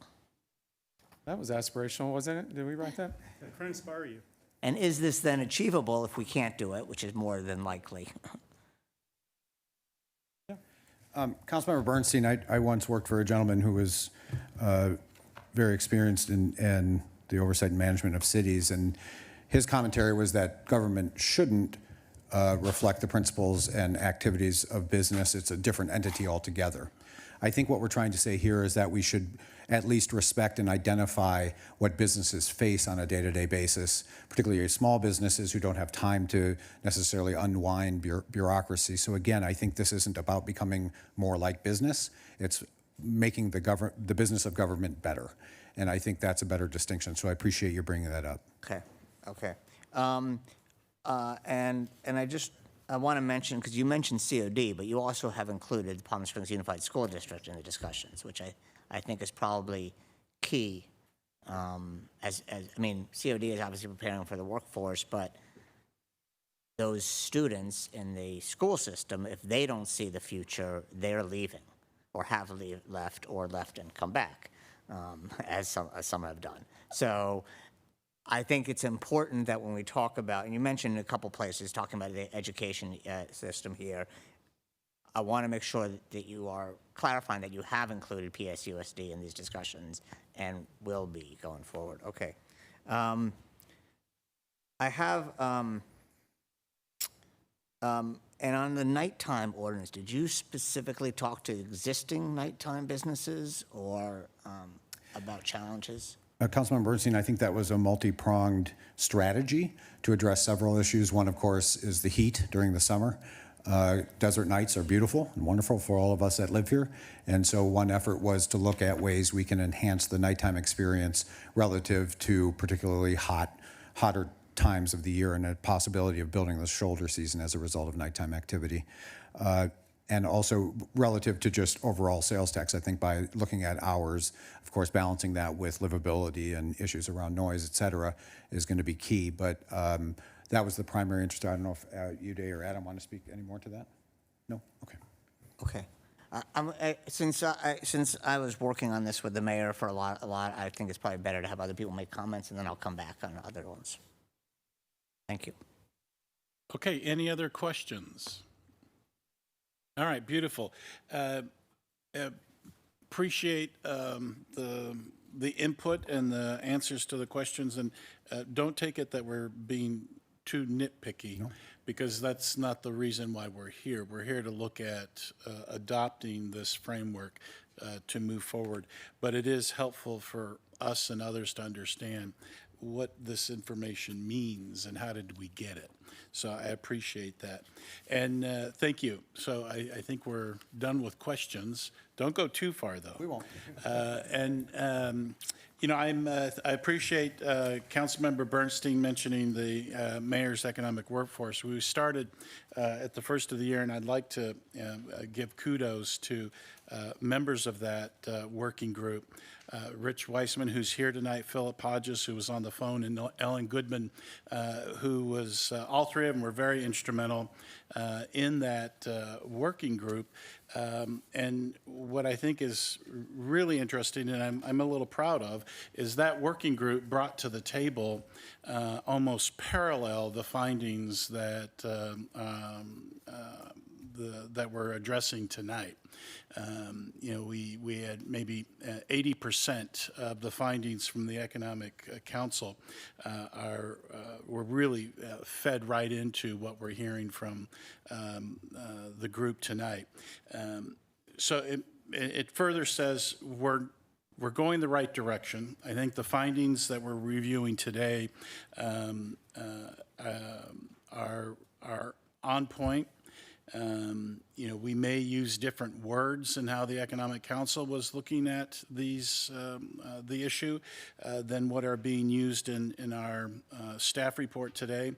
But at the end of the day, it was, you know, fueling the Economic Development Department to do the job of the Economic Development Department. Lean into tourism, which is our industry that we are not running away from. We have to lean into that and continue to invest in a very large way.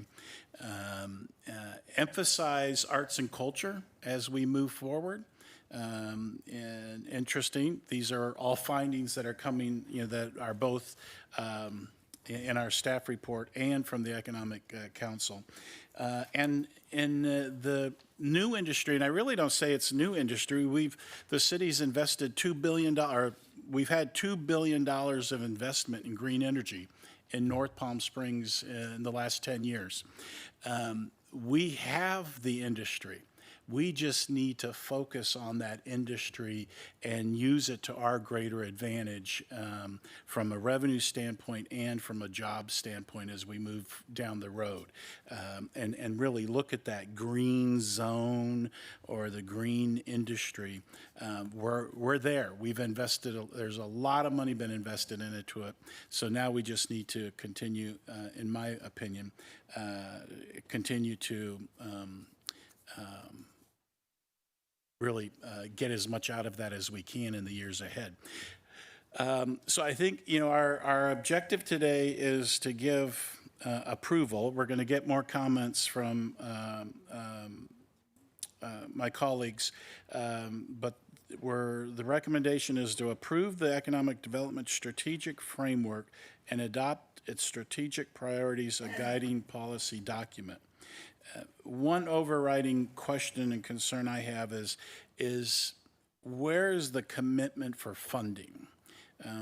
We talked about not wanting this to be something that's going to grow dust on a shelf, but if we don't have a commitment to fund, even if we want to start with the A principles, you know, we're not going to get too far. So I just want to make that as a highlight as we're thinking about this to my colleagues on council, that we've got to make a commitment to fund the work so it can move forward. Other comments? Mayor Pro Tem, you had more comments? Thank you, Mr. Mayor. And thank you for, again, everyone's thought leadership on this and engagement. It's really exciting to know all the different ways this conversation has been evolving, including in the Economic Development Council. I think one piece that I've been thinking about is really around, you know, as the mayor said, where does this live next? You know, and really seeing that be a standing, open meeting where the public can really see this framework live and evolve and iterate and kind of see what those focus areas are from fiscal year to fiscal year. So that would be kind of one opportunity to make sure that institutional and political will that Adam mentioned has a place, has a home. So that'd be one. I think another piece around jobs and employment is really important. A lot of the conversation the last few years when we talk about cost of living in Palm Springs has been on affordable housing, and that is so key. And it was mentioned many times in our presentation today. We do need to build housing for the middle class. Every housing unit, in my opinion, is a success. I'd like to see ADU development fast-tracked. But I do think housing is one piece, meaningful employment is another. It's still going to be really hard to find and purchase a house on the market if we don't have enough jobs and work for everyone. And so one thing that I'd really love to be able to kind of see grow is, a real appetite as a city on our workforce. So what do our FTE numbers look from year to year? How are we retaining jobs? What industries need help? How do we need to be better about messaging and framing the city as a place to come to work, to build your career? I know Visit Greater Palm Springs has a role in that as valley-wide. I think there's also an opportunity here in the city to make sure that this is a place that people feel excited to come to work. It's not a city, a transient city where people come 2, 4, 5, 6 years and then leave. We should be excited for people to come earlier in their careers. I think part of that too is, again, having an appetite, aspiring around job growth. What would it mean to have another large employer of 500 employees? What would it mean to have 5 employers with 100 employees? Workers spend time in our city. They spend money in our city when they're here. And so, it'd be great if they're all residents, sure.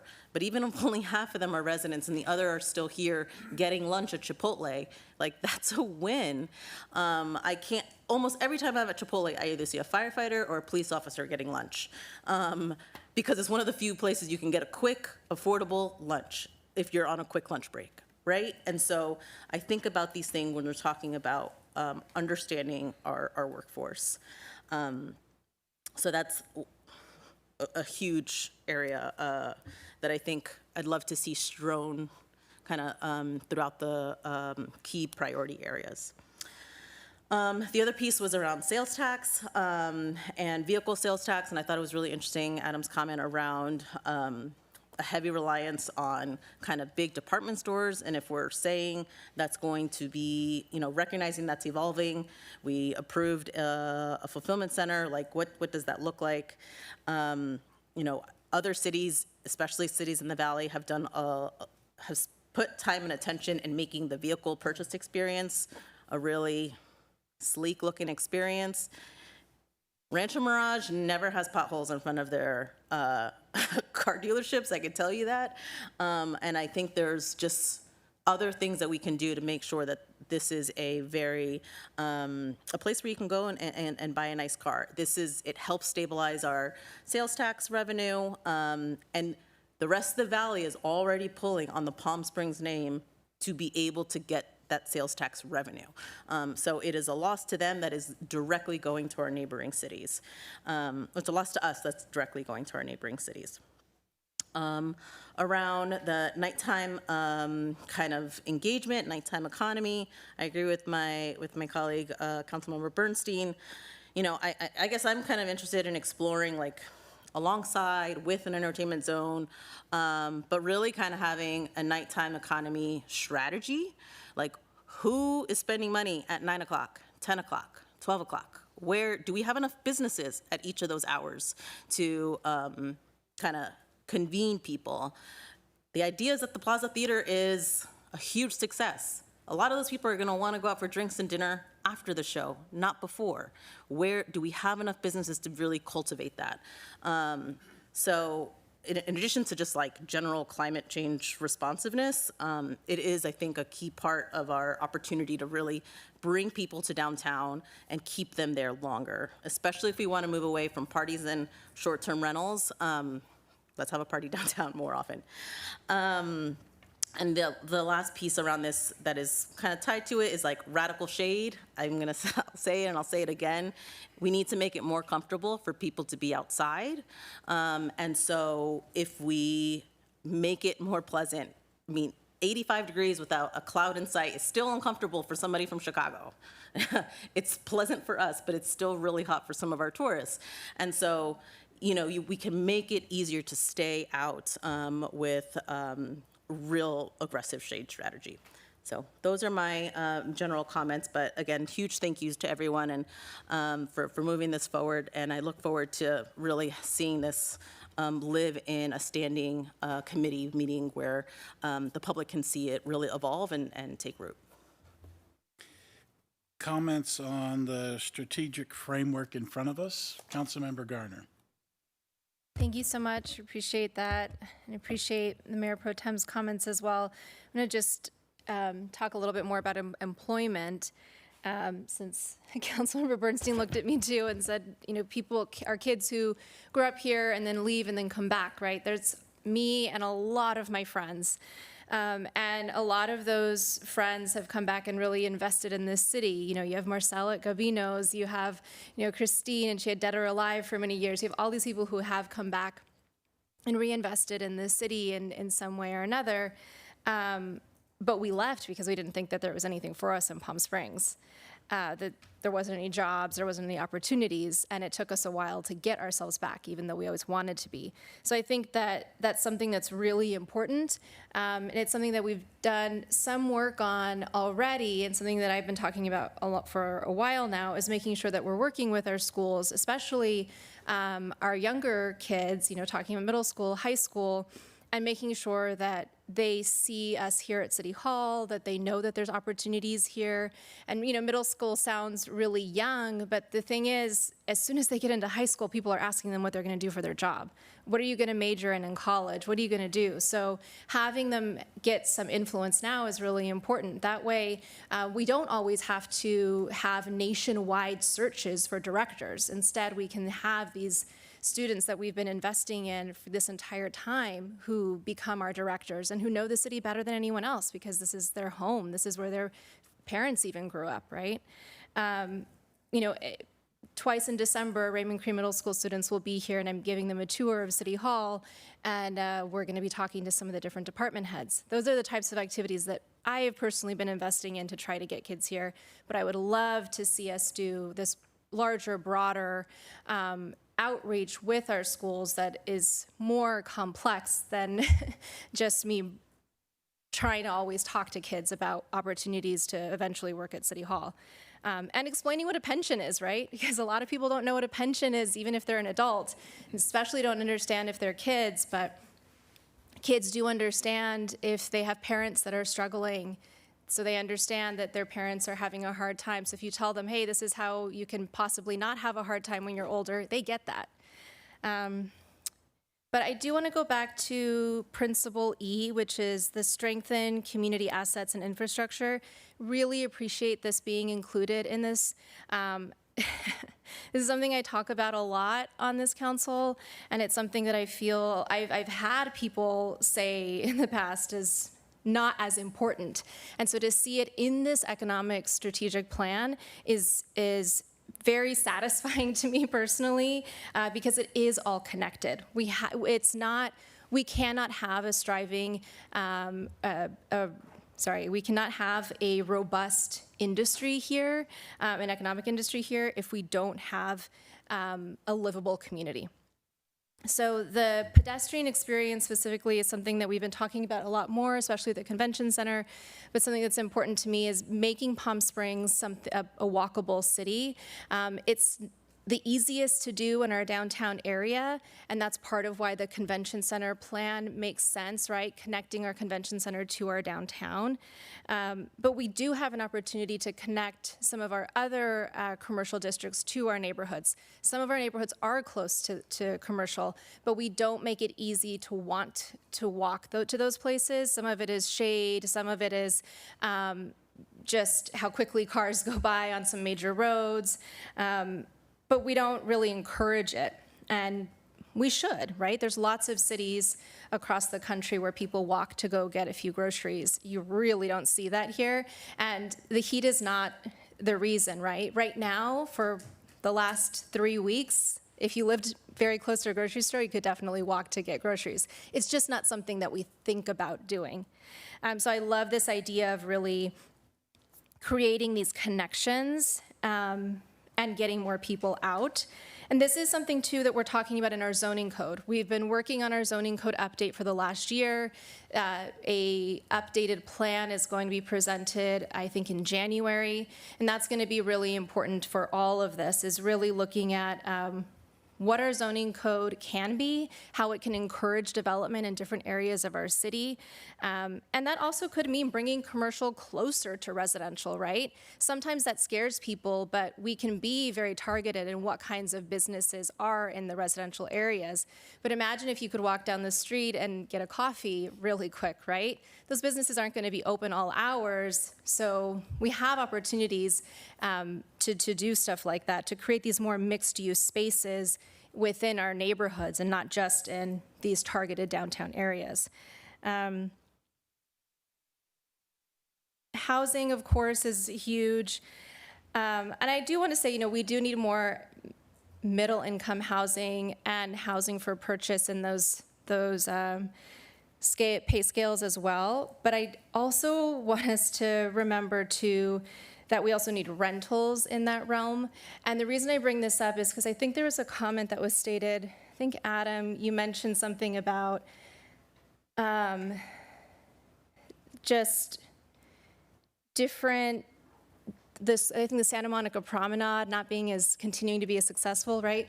That's because every generation is different. Every generation brings something different. They have different interests. My generation doesn't necessarily appreciate what the people in my parents' generation want to do, right? We want to do different things. So we're always adapting. And so that's why creating these spaces that are adaptable is really important, and being open to different possibilities. And one of the things that I know folks in my generation, and definitely in the generation after me, are talking about is, why are we going to buy a house when we can rent and have an easier time moving to somewhere else if we wanted to, or just, not having to have all of these different expenses? So I think that we should be constantly thinking about what the next generation wants and how we can include that in our plan, and just really making sure that we're not only talking to retired folks in our community, but we're talking to the people who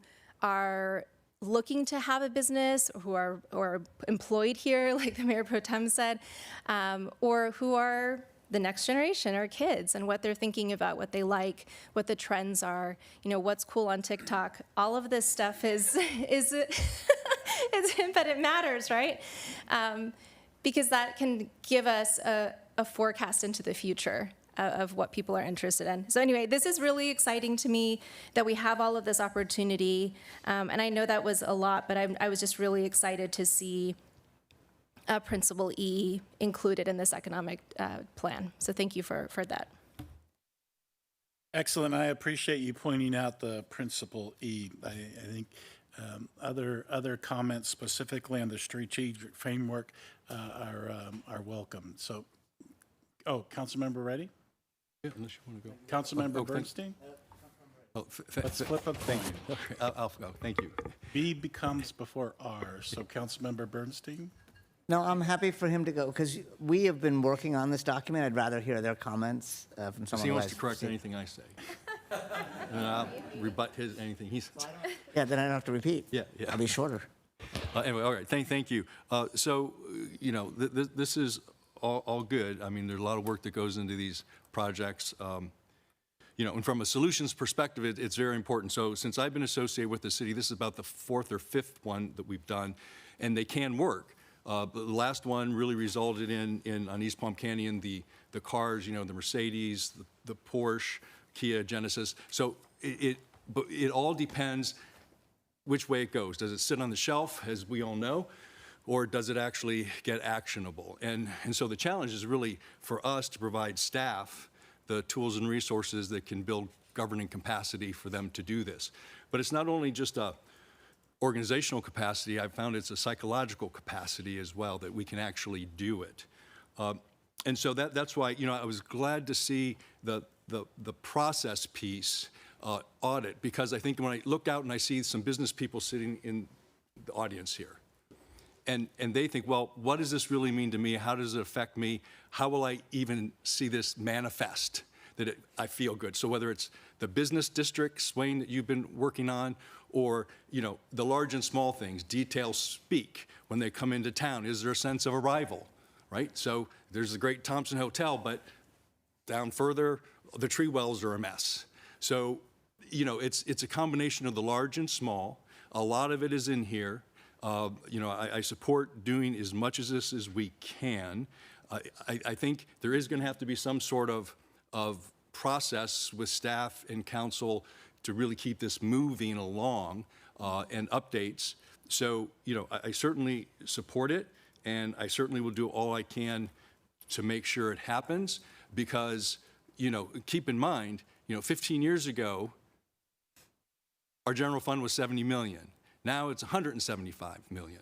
So these economic development plans can work. They are solutions perspective, but again, the burden is on us, and that's not lost on me to provide staff the tools and resources. So thank you. All right, Councilmember Bernstein. Thank you, Mr. Mayor. So first of all, I want to actually concur with what Councilmember Reddy and Mayor Pro Tem Soto has said about how to keep this going in the business community. I mean, we had the Mayor's Economic Council who has worked on this. I'm not sure if you mentioned Scott Atkins, who is out here as well. Scott, yes. Yeah, but he's here. And it probably would not have happened this way without a focus group going throughout the year. It would have helped to have other business groups and having ongoing discussions. And I think going forward, that's what we're going to need to do with a council subcommittee that really is focused on reporting back to council on this and to make recommendations for what might happen with council, with the city manager, and how it gets executed. I also want to mention a couple things, because I've seen some press reports and social media, that we are abandoning tourism or turning away from tourism, and I just want to reiterate can't be further from the truth. Our two biggest projects in the city are the airport and the convention center. We have COD that's doing their own project, and they're already going, and they remain to be. I also think we need to understand that it's really an ecosystem here, and that we may talk about a reliance on big events or conventions, which are important, but healthcare, tech, all of those, arts and culture, all add to the tourism economy and hospitality. And I also think we have to understand how the city's budget may differentiate from the overall economy. TOT is 25% of our city's general fund.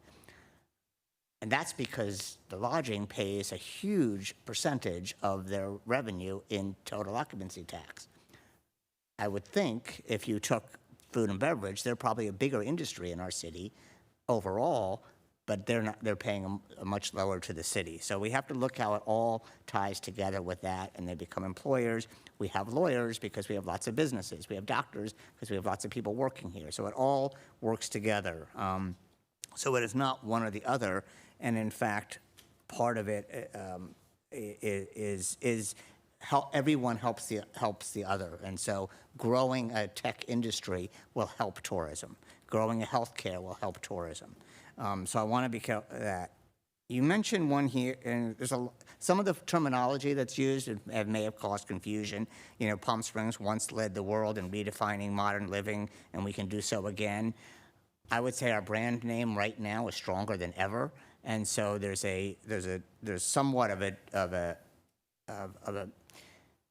misimplication in saying that we no longer define it. I think Palm Springs has a real brand, and we are seen as a place to live, and that's important to remember. I do want to mention, and again, to this having how this gets prioritized. You actually have 100+ action items in here. This is on top of what the Economic Development Department is already working on, and what our city manager is. And so part of what needs to be done is to really prioritize and to group it and to understand which has to be a city activity or which we can help spur and support outside activity. So, for example, the arts and culture, which has historically always been for Palm Springs in the last 100 years, and obviously the tribal culture before that, is extremely robust. And so the council member Garner and I have been gathering the arts and culture community, and they're all want to work together. You mentioned some things about a summit. They want to work on an event annual event starting next year. They're already there, and so what it takes is for the city to support it and move it forward and say, council, yes, we agree that arts and culture is a priority, so that Wayne can then say, okay, is it budget? Is it, or do we want to go talk to the hospitality about how they tie in with this and tourism? So that exists. The tech community, we have seen that has started to grow significantly. I mean, in this area, in terms of brain power, we actually have a brain dump here versus a brain drain that a lot of cities have. Part of what we need to do is to say that we as a council support the growth in this. We're not going to invest billions of dollars to grow tech in here. We are going to make it a business-friendly environment. And whether it's, there's all forms of AI and tech. We've seen College of the Desert make a big, focus on this, which is great because we actually may now be able to tell investors and bigger and other companies from outside that, hey, we are working on building an internal workforce that can support it. So the tech community wants to hear, and I'm sure the tech investment wants to hear that we as a city are supporting this and are open to it. You talked about small businesses, Amanuda, and I think one of the things that you're going to hear, or I'll hear, is that local business and unique businesses are very important to our brand name. And when we had our business retention and economic development subcommittee before we were all on council, there was a whole focus on uniquely Palm Springs businesses. And so I think it's key to keep that always at the forefront. We also talk about LGBT, which is extremely important, and it's extremely important in all fields. I mean, if you talk to the healthcare, a lot of doctors want to be here because it's an LGBT-friendly place for doctors. But I also think all diversity is important in this city, and I think we have it. We have other people. All groups are welcome here, and I think that is our brand, and that's important to keep saying. I'm going to mention this. I've mentioned this many times. In terms of the outreach and who you're reaching businesses, we do not have a good database. We get every single business in Palm Springs has to renew their license every single year. We have an opportunity to get extremely robust data, not just on who signs the business license, but who is the on-site manager. We can ask other questions they may not have to answer. Are they women-owned? Are they Black-owned? Are they LGBT? Are they looking to expand in Palm Springs? How many locations? How do we get their main contact information? We don't have most of that. And so we as a council should really, once again, and I mentioned this before I was in council, that we should say this is a priority, because be able to institute a lot of this requires having good communication with who our existing businesses are. And it's really important that we have to do that. One of the things you mentioned, you leave blank everywhere as the lead entity on all of this, and that goes back to what I think a committee can start to do, because it cannot be Wayne being the lead entity on 100 action items, and so it has to be other people, and so we have to put that on. I'm going to mention that Visit Greater Palm Springs does have their new economic development mandate, and we've seen how effective they've been in past with their tourism, driving tourism that then connects with our convention center, with our hotels, with our restaurants to help keep that going. I think they're ready to keep that going with economic development. So as you said, a website and other portal. We need to be able to have that input when they drive businesses to come to our area, that we say Palm Springs is ready. When we talk about commercial districts, we have an ordinance on commercial districts. This needs to be reviewed. It has stalled. It has not quite worked. We know this. I know at one point we said it was,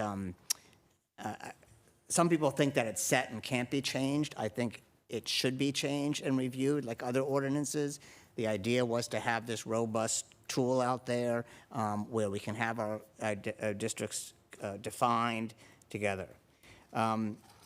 We're also, just to Mayor Pro Tem's point about nighttime, I agree. We are going to have to consider whether that means changing noise ordinances or not, or whether it's other types of nighttime and how that's defined. I'm not saying one or the other is right. To Mayor Pro Tem's point about radical shade, I strongly agree. I think it's also cooling and heat mitigation, which are part of our plan. And the convention center connectivity should help let us experiment, ideally, or get how that all can work. Because, we're looking at other industries, but if we shorten our traditional tourism season by a week or 2 weeks, that has a significant economic impact that it's hard to make up with new industries. On energy costs, I do want to mention we have our own energy CCA here with DCE, community aggregator with Desert Community Energy that is really fairly new, but there's potential to have revenue that we can give back to support businesses. I want to mention something that's not here. We have stalled and vacant businesses in Palm Springs. And we've seen a lot of progress happen recently, and whether it's some of the hotel projects, we have a 100-room hotel that is empty in walking distance of the convention center. We have empty lots in our downtown. And I think we really need to look at what we as a city can do, not just in sticks, but in carrots. How do we incentivize? How do we make it easier for these people to develop and open, or businesses to occupy? And it may be a combination of both of those. And I think those are my comments. I think this is a framework. I know things will change over time. We will have new council members. We will have new staff. And we will have new businesses and new things happen within our city. But what is great about this document is that there is enough in it that we can adapt, and we can find if it doesn't make sense to focus on one area now or another, or if we don't have the resources, there is plenty of other things to do. So I thank Adam Anude and Wayne for working on this, and the Council on Economic Development that helped do so much of this, and all the other input we had. So those are my comments for now. All right, but thank you. I reserve the right to have more. We know that for sure. So Wayne, what do we have two parts, the TOT incentive, and my first question is, why is it combined and why didn't TOT stand alone? Is there a reason that we combined the one item? We wanted to, if I could chime in, what we wanted to do is we knew we were trying to, in the infancy stages of trying to put an incentive program together. So like I said in the very beginning, what I'd like to do is just take a couple minutes right now and just walk through some of the initial thinking that we're talking about in terms of an incentive program. Not that we're asking council to approve that this evening, but I think Wayne would like to present some of that and then just get some general feedback from council. Not that we're trying to approve something on it tonight, but give you a little big picture of some of the thinking that they're going through. Claire, the floor is yours. Thank you, Mr. Mayor. I'll just continue from Scott's point. So what I thought would be helpful for the folks that are listening and some of our residents and that don't deal with this day to day is to explain the fundamentals of a hotel incentive program and how it's operated in the past and how successful it actually has been. I understood this to be fairly revolutionary at the time that it was adopted, and I think I'm proposing some additional solutions here that the industry seems to be responding favorably towards. So what I have here is an example of how the incentive program works. So if you look at the totality of the building structure there that I have demonstrated, the black area to the below the yellow line is the baseline. What that means is that's how much TOT is generated on any given property. Let's call it $1,000. It's a different number, but to call it that. After improvements are made, the TOT should go up because revenues to the hotel go up. The idea being that as hotels renovate or if new construction occurs, we're expanding that base of TOT. We just heard a lot of information about how important that line of revenue is both to our current tourism and hospitality industry, but also to the future. So the program that was designed previously and wisely split that increment above the baseline, 50% to the city and 50% to the developer. So the way I give that example is if you were making $10 in TOT before you had improvements, and afterwards you make $20 in TOT, your increment is $10. And under the current program, we split that $5 with the city and $5 to the developer/owner. So I thought that would be helpful to ground us all in the understanding of what we mean when we talk about increment. Of course, you can manipulate that increment then, and we do in certain cases in the original policy, 75% to the developer and 25%, for example, in historic properties. So if you're renovating a historic property, you get a bonus split. So again, in the same model, if you have $10 of a historical property that you're making, after you make your renovations, it goes to $20. In the case of a historic property, we give you $7.50, and the city keeps $2.50 to the point of reimbursing the cost. So the idea here is that we can manipulate the share of increment across the board to incent developers and owners and potential, even small hotels that are looking to renovate. So the program, and by the way, Seth Merowitz of BBK is on the line as well to answer any questions if they come up. I wanted to just highlight where staff is momentarily. As Scott mentioned, we're looking for general direction. The idea would be at some point to bring back ordinance that would append or amend the current ordinance, hotel incentive ordinance. But the highlights of the program and the structure that we're looking at now is to move from renovation, new construction, or the form of the project into tiered investments. The current industry talks about how much dollars per key. A key is a hotel room. So how much investment is made per hotel room. So if you had a hotel that was 10 rooms and you spent $10, that would be $1 per key of investment. So just to simplify that. So we're looking to move towards a tiered investment and incenting additional investment in tier categories, and you have those before you in your report. The other issue is to approve the covenants before the issuance of the building permit. This is key so that we can identify those participants early prior to them in the building process, and also to ensure that the appropriate labor laws are being followed. Then, as the project progresses, the covenant itself would be recorded at the certificate of occupancy. This is a mechanism that ensures that what gets built is incented. If they don't build it or there is no certificate of occupancy, the incentive goes away. If there is a new hotel or renovations and there's a certificate of occupancy issued, then they get the incentive. This is what is new to the program.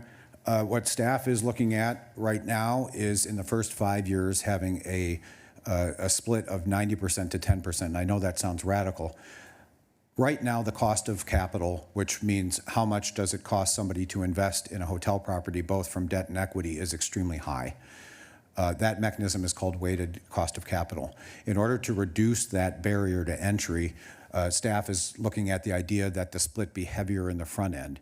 What this does is it enhances the ability for banks and construction lenders to make loans.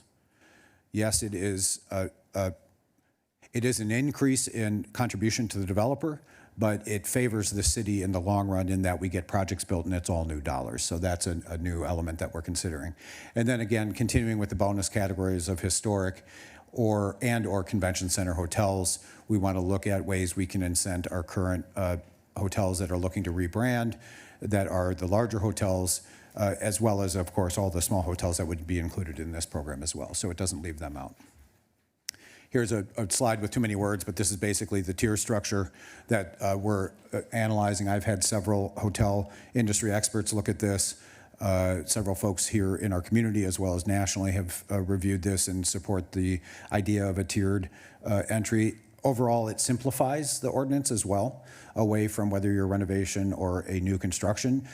Right now, what we're seeing is some projects are coming in with a blend, and we're not able to incent the new construction. It would be only a renovation, or they can't make the dollars back, and so you can't get over the hump of prevailing wage. Once that's triggered, we want to ensure that the incentive actually works, and so some of the updates to the numbers are going to be required. So for an example, and I wanted to share this as a cost because one of the questions would obviously be what's the overall impact to the city. So if you had a tier 1 hotel room, that would be $150,000 a year, 75 rooms. These examples here are elements of the underlying structure that we're assuming. The overall impact over 25 years is a reduction of $79,000 to the city. I know that's problematic, but the overall new investment in this scenario would be close to $2.2 million in new dollars that would come to the city that wouldn't otherwise be invested. So just wanted to share some preliminary thinking on how that's working out. So you see here in $2.7 million in net present value new money. So as we continue to develop the program and hear feedback from the council, we'll be bringing more analysis and examples towards. I've spoken with Chris Mooney on this. He is supportive of the program, who's our finance director, and we feel this is a strong program that will address the current needs of our hotel community, our hotel development community. That completes that portion of the presentation. I'm happy to answer any questions. Councilmember Reddy. Thank you, Wayne. You know, I think you probably hit on a couple good points that needed to be changed. Although I'm curious, from your perspective, I presume that the need to increase is, I presume, the two things. The cost of building is just so much higher now. And then, you know, it seems like the incentive is less of incentive with prevailing wage on top. And this sort of offsets that, so it comes back into be a real incentive for a developer, the additional money. Councilmember Brady, that's correct. The current program as it stands, while it's very good, doesn't expand the term long enough for developers to overcome the hurdle of prevailing wage. In other words, construction costs are higher because we request and we demand that any new project that receives public dollars has to pay prevailing wage. Oftentimes that can be a 25, 35, 40% increase over the current labor rates. Well, so we want to be able to support that, but then also get them over the hump of paying that prevailing wage. So the extension of the term is one of those methods, as well as the structure of 90-10 in the first 5 days, or excuse me, first 5 years assists with that. Yeah, and I think it's important we realize it still is a seasonal market, and it is difficult for these hotels to pencil out. Like, so for example, one of the biggest things that's not helping the convention center is the Renaissance. Now, you know, that was renewed, 15 years ago and sorely needs it now. This might be an incentive enough to make them want to do the renovation. So I support this 100%. Well, final question is, before we had sort of large and small hotels, I presume this is going to combine them. So this will even cover a small hotel who's doing a smaller project. That's correct. If you look at the tiers, the base tier stays the same. So if you invest, and I bumped the key count up a little bit to 10,000 a key rather than 5,000, every hotel that we've had in the program that I've processed easily matches that, so I don't think that's going to be a concern. But 10,000 to 75,000 is the base tier, 75 to 150. So that's sort of the category that we're seeing a lot of our smaller hotels come in at. They're not going to spend the 350, 450 a key. That's more for new construction. So the short answer to your question is yes, this will help the small hotels. And so now here's the big question for you. If I could just chime in, Wayne, it might be helpful for you to talk about from time to time some of our smaller hotels.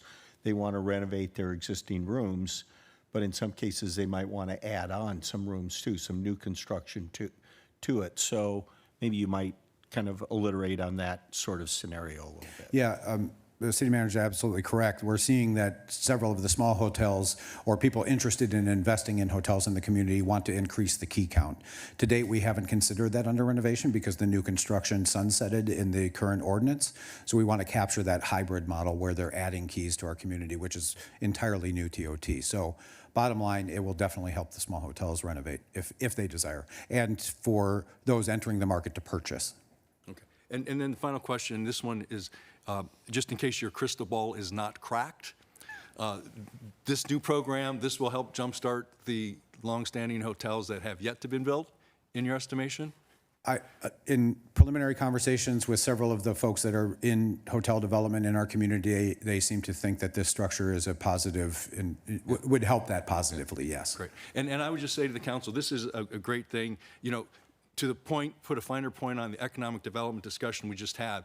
This modification of the program to meet the need of today, the prevailing wage, the higher cost, is I think the very first thing we're doing that gets us down that path. So it's all integrated and combined. So thank you for bringing this forward. Thank you. Councilmember Bernstein. Yes, thank you, Wayne, for bringing this forward, and I know there's a hotel waiting for it.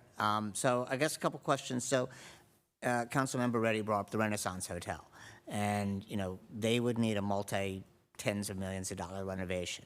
And would this be enough of incentive in your, have you spoken to them that, that's sort of key as we do our convention center, that would incentivize them to do that?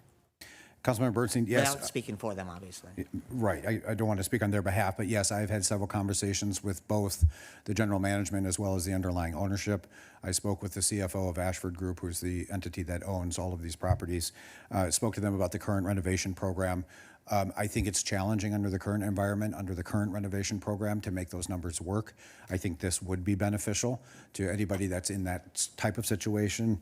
The tiers are designed in a way that help get over that high cost of construction as well as the high cost of labor. And so we've designed this not specifically to the Renaissance, of course, but in ways that we are seeing the market respond. Yeah. Okay. And because, again, we're investing so heavily in the airport and the convention center, we don't have a lot of room to build new big hotels necessarily, and so making sure the ones we have are the best quality is good all around for the whole city. This would need to then, you need to bring this to an ordinance that would then that we'd have to then review and go back. So what kind of timing are we looking at? Councilman, to change an ordinance does take a little bit of time, but what we're kind of hoping, if we're on the right track with what we're talking about this evening, it still doesn't prevent us from listening to a proposal from any developer that wants to come through and present something to us that makes some sense, for us to then fashion some sort of incentive program together and bring it back to council for your consideration if we need to move faster than the amount of time it'll take to change an ordinance. Okay. And I think Councilmember Reddy mentioned existing hotels in development. Would this would affect those? We obviously have some that are working, or they already have agreements that are better. Yes, the current covenant agreements would stand.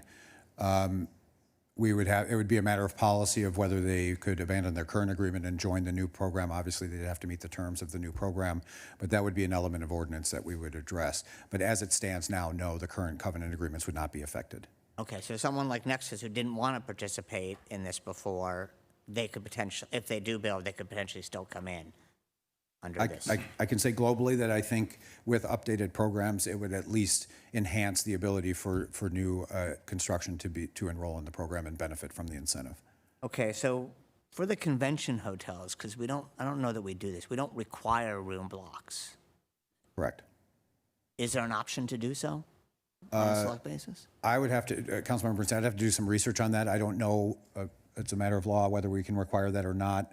I'd have to confer with our legal counsel as well as the industry to see how that would work out. I believe other cities may have done this. Certainly ones that are real convention center hotels. A large hotel somewhere else in the city is not. I think we could, whether from a business perspective that would be incentive enough joining our program to have them do that is a different question, but legally we'd be able to. You add on another bonus for convention center hotels, right? Correct. Originally, that was the design was to be within a geographic footprint, but then we weren't capturing some of our larger hotels that lie outside of a footprint. So this would require a definition in the ordinance that what qualifies as a convention center hotel. So that might be the difference. If you're outside the area, you get it. If you're inside, you might get an additional incentive, but you need to have committed blocks. Or I don't know how that works. Yeah, okay. I think that would be feedback that we could take into the process. You also mentioned for historic buildings that would get a bonus, and that's if they or have historic elements, or that correct? The current renovation is for Class 1 and Class 2, so we would want to define that in ordinance, what's classified as historic and how much of the project we would determine to be historic. We could either do it by status or percentage of project, I would assume. I think percentage might be a little bit difficult because having an historic designation on a property limits the whole development. Correct. And so just my opinion. This is a great program that we have, and it's proven successful. I would also think, is there a model to do this? And we mentioned something about in the economic development framework about incentives, as other tax incentives. We have other vacant properties in our city that are not hotels or, you know, that are restaurants and things like that. Are there incentives that we could look at for getting those occupied? I know we have some on South Punking and some downtown even. Is that an option? Not as part of this, obviously, but. Councilmember Bernstein, I think generally, I don't know if you and Adam want to add on to this, but yes, I think being creative with our incentive structure, obviously redevelopment has gone away since 2013, so we're limited in our tools in terms of revenue capture models and other types of incentives, but certainly, yes, I think a suite of incentives is a smart way to go, depending on which element you want to incent, whether it's a vacant building, you want to get it occupied, whether it's tech. You know, there's a variety of incentives that we can do from a revenue capture So getting model. a new business, I mean, we have very few, we don't have lots of money to give out, but we do have incentives in terms of tax, reductions or rebates that we could do. So I think as part of our economic development, that's kind of key. I know also, and I don't want to speak on behalf of the planning director, Chris Hadwin, but he and I have had discussions. There's also things on the planning side and the development services side that we can do as incentives as well that are not necessarily monetarily based from the city's perspective. Okay. And when you do that, I would also look at the difference the same way you've done here between historic and non, buildings that might provide other challenges. Businesses moving into those may need other incentives. So I would like to move forward with this. I don't know if there's other comments. Other questions, council? Councilmember Reddy? I yield to my other members first. Mayor Pro Tem? Oh, just a little more on the point from Councilmember Bernstein on the what we can do for some of the retail. There is a model, and we've used it in the past, where we can share some of the cities only sales tax. So that may be a tool that we can use, but in addition to, and I think I heard you mention this sort of a little earlier, Councilman, about what we can do about those projects that haven't happened. As part of this economic development thing, consider we'll call it a vacancy fee.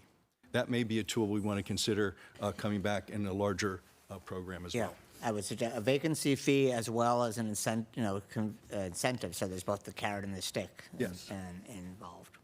Thank you. So you want to give direction to come back with, incorporate vacancy fee in this TOT incentive program? No, that's a separate discussion. Yeah. It's just, this is part of our economic development strategic framework, that should be a topic, and within this one, I think this is good. Okay. So we're just giving direction on this incentive program that's in front of us. Yeah. So you got direction? Yeah, correct, Mr. Mayor. There's two recommendations. The first one is approve the Palm Springs Economic Development Strategic Framework and adopt its strategic priorities as a guiding policy document. And then secondly, provide directions to staff on updates, which I think we've heard, to the Hotel TOT program, and direct staff to bring the appropriate ordinance back before the council. I expect that could be in January, as soon as January. Okay. Council, to entertain a motion? So moved. Second. To accept staff recommendation? That's the motion, yes? And we're voting, motion made by Councilmember Bernstein, seconded by Councilmember Reddy.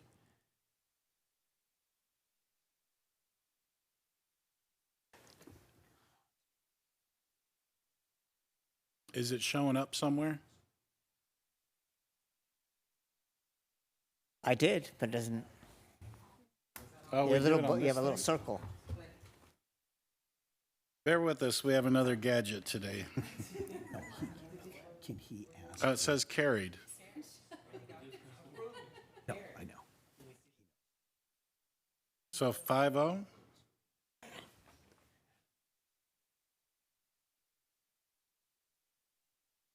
Where?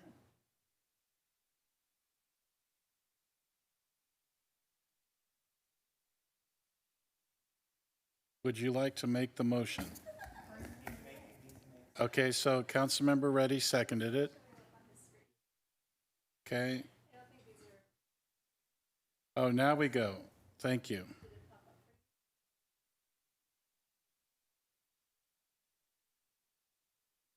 I got a green on mine. Maybe we do a voice vote. All right, so can we just do a roll call vote? Thank you.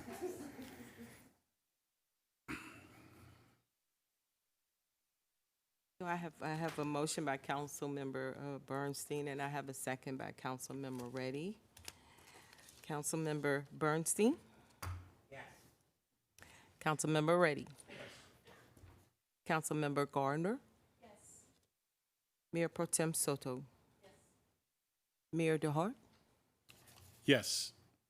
Motion carries 5-0. Thank you. Very good. Thank you, Council. Thank you, Wayne, and everybody for your time and energy on this. Now we move to, adjournment. So before we get to adjournment, we have council comments, additions, agenda items.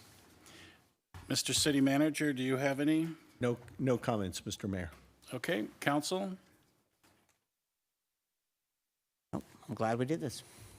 All right, I've got two items. I'd like to see if council has the appetite to agendize the conversation on a citywide elected mayor as called for in the city charter at some point in the near future.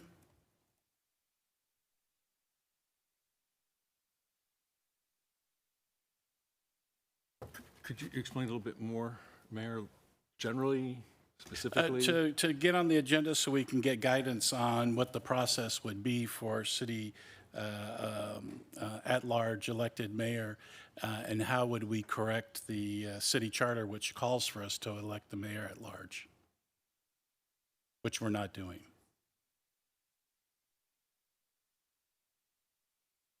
Could I ask, is that, or is that part of the discussion, whether it has to go to the ballot, or is it a council action? That would be part of the discussion. So we can't have the discussion unless we, yeah. Understood. Okay, so I don't hear any others in favor? Well, like from my colleagues, I don't have a problem with it. Okay, so we just have two that are in favor of bringing it back, so it won't come back on agenda. Next is to see if council would support agendizing the downtown park palm tree trimming policy. Currently, the policy is to provide a 12-foot minimum clearance of the fronds, and it's not being applied, and the fronds are not presenting a clean look in the downtown park specifically. We're only talking about the downtown park. And more specifically, change the trimming policy for the trees that are visible around the Forever Maryland statue that are showing up in photographs that are being posted around the world. Councilmember Garner. Sorry, thank you. Just for clarification, this is an actual formal policy we have to change as a council. This isn't just something that our staff can look at and decide if changes need to be made. It seems like something we wouldn't need to agendize to discuss. There's a tree trimming policy, and the downtown park falls within that policy. So if we want to have the discussion to talk about it, we have to agendize it to be able to talk about it, to clean the park up for those photographs. Thank you, Mr. Mayor, Councilmember Garner. Yeah, I've talked to the Public Works Director about this, and he says there is a policy that guides Public Works on how they trim our palm trees. You know, we had a long discussion about this about a year and a half ago. We spent a little bit of time over the weekend taking a look at the area around the Forever Maryland statue, and it seemed like there were, as we know, there's Mexican palms and there's the California palms. And it's the latter that are the more highly regulated. They're the ones we see on Palm Canyon that are trimmed along the bottom edges. And we don't have, for the former Mexican palms, we don't have those regulations. So at minimum, there's some trimming we will be doing of those to make those look better. But as the mayor indicated, the other California palms, a lot of those are very young, immature palm trees that probably could stand some trimming and still be within the regulations. But in general, to do more extensive trimming might require us to bring back an ordinance just if we're going to look at that specific area. Okay. Mayor Pro Tem. I just have a question. So there's a different ordinance for trees in the downtown park versus tree. Can I finish my question? Yes, you can. Great, Certainly. thank you. Or is it one tree trimming ordinance that we're looking at possibly in only one part of the city? Yeah, I think the latter statement is correct. We have one policy, but I think as the mayor indicated, there might be some interest in trying to take a look at a specific part of the city related to that policy that guides the whole city. To be modifying the ordinance for a certain section. That could be one option we could talk about. We would have to look at the whole ordinance and then You just want to look at the park aspect, you could do that. Councilmember Reddy. Just a question. So what I think I'm hearing is that what you're trying to achieve, now the city manager does not have the discretion to do, or he does within the ordinance? I've been told I really probably don't because it's in an ordinance. Okay. Because you want to go lesser than the 12, or you're saying it, the discussion. The discussion that I'm asking that being brought forward is that we change the policy specifically for the park so the trees can get trimmed and not look like a lot of untrimmed dead branches behind Maryland and surrounding Maryland. I support bringing that back for discussion. Yes, I do. Okay, so we got 3 that support that coming back. Thank you. Probably, Mr. Mayor, we will look at that maybe one of the early meetings in January. Very good, thank you.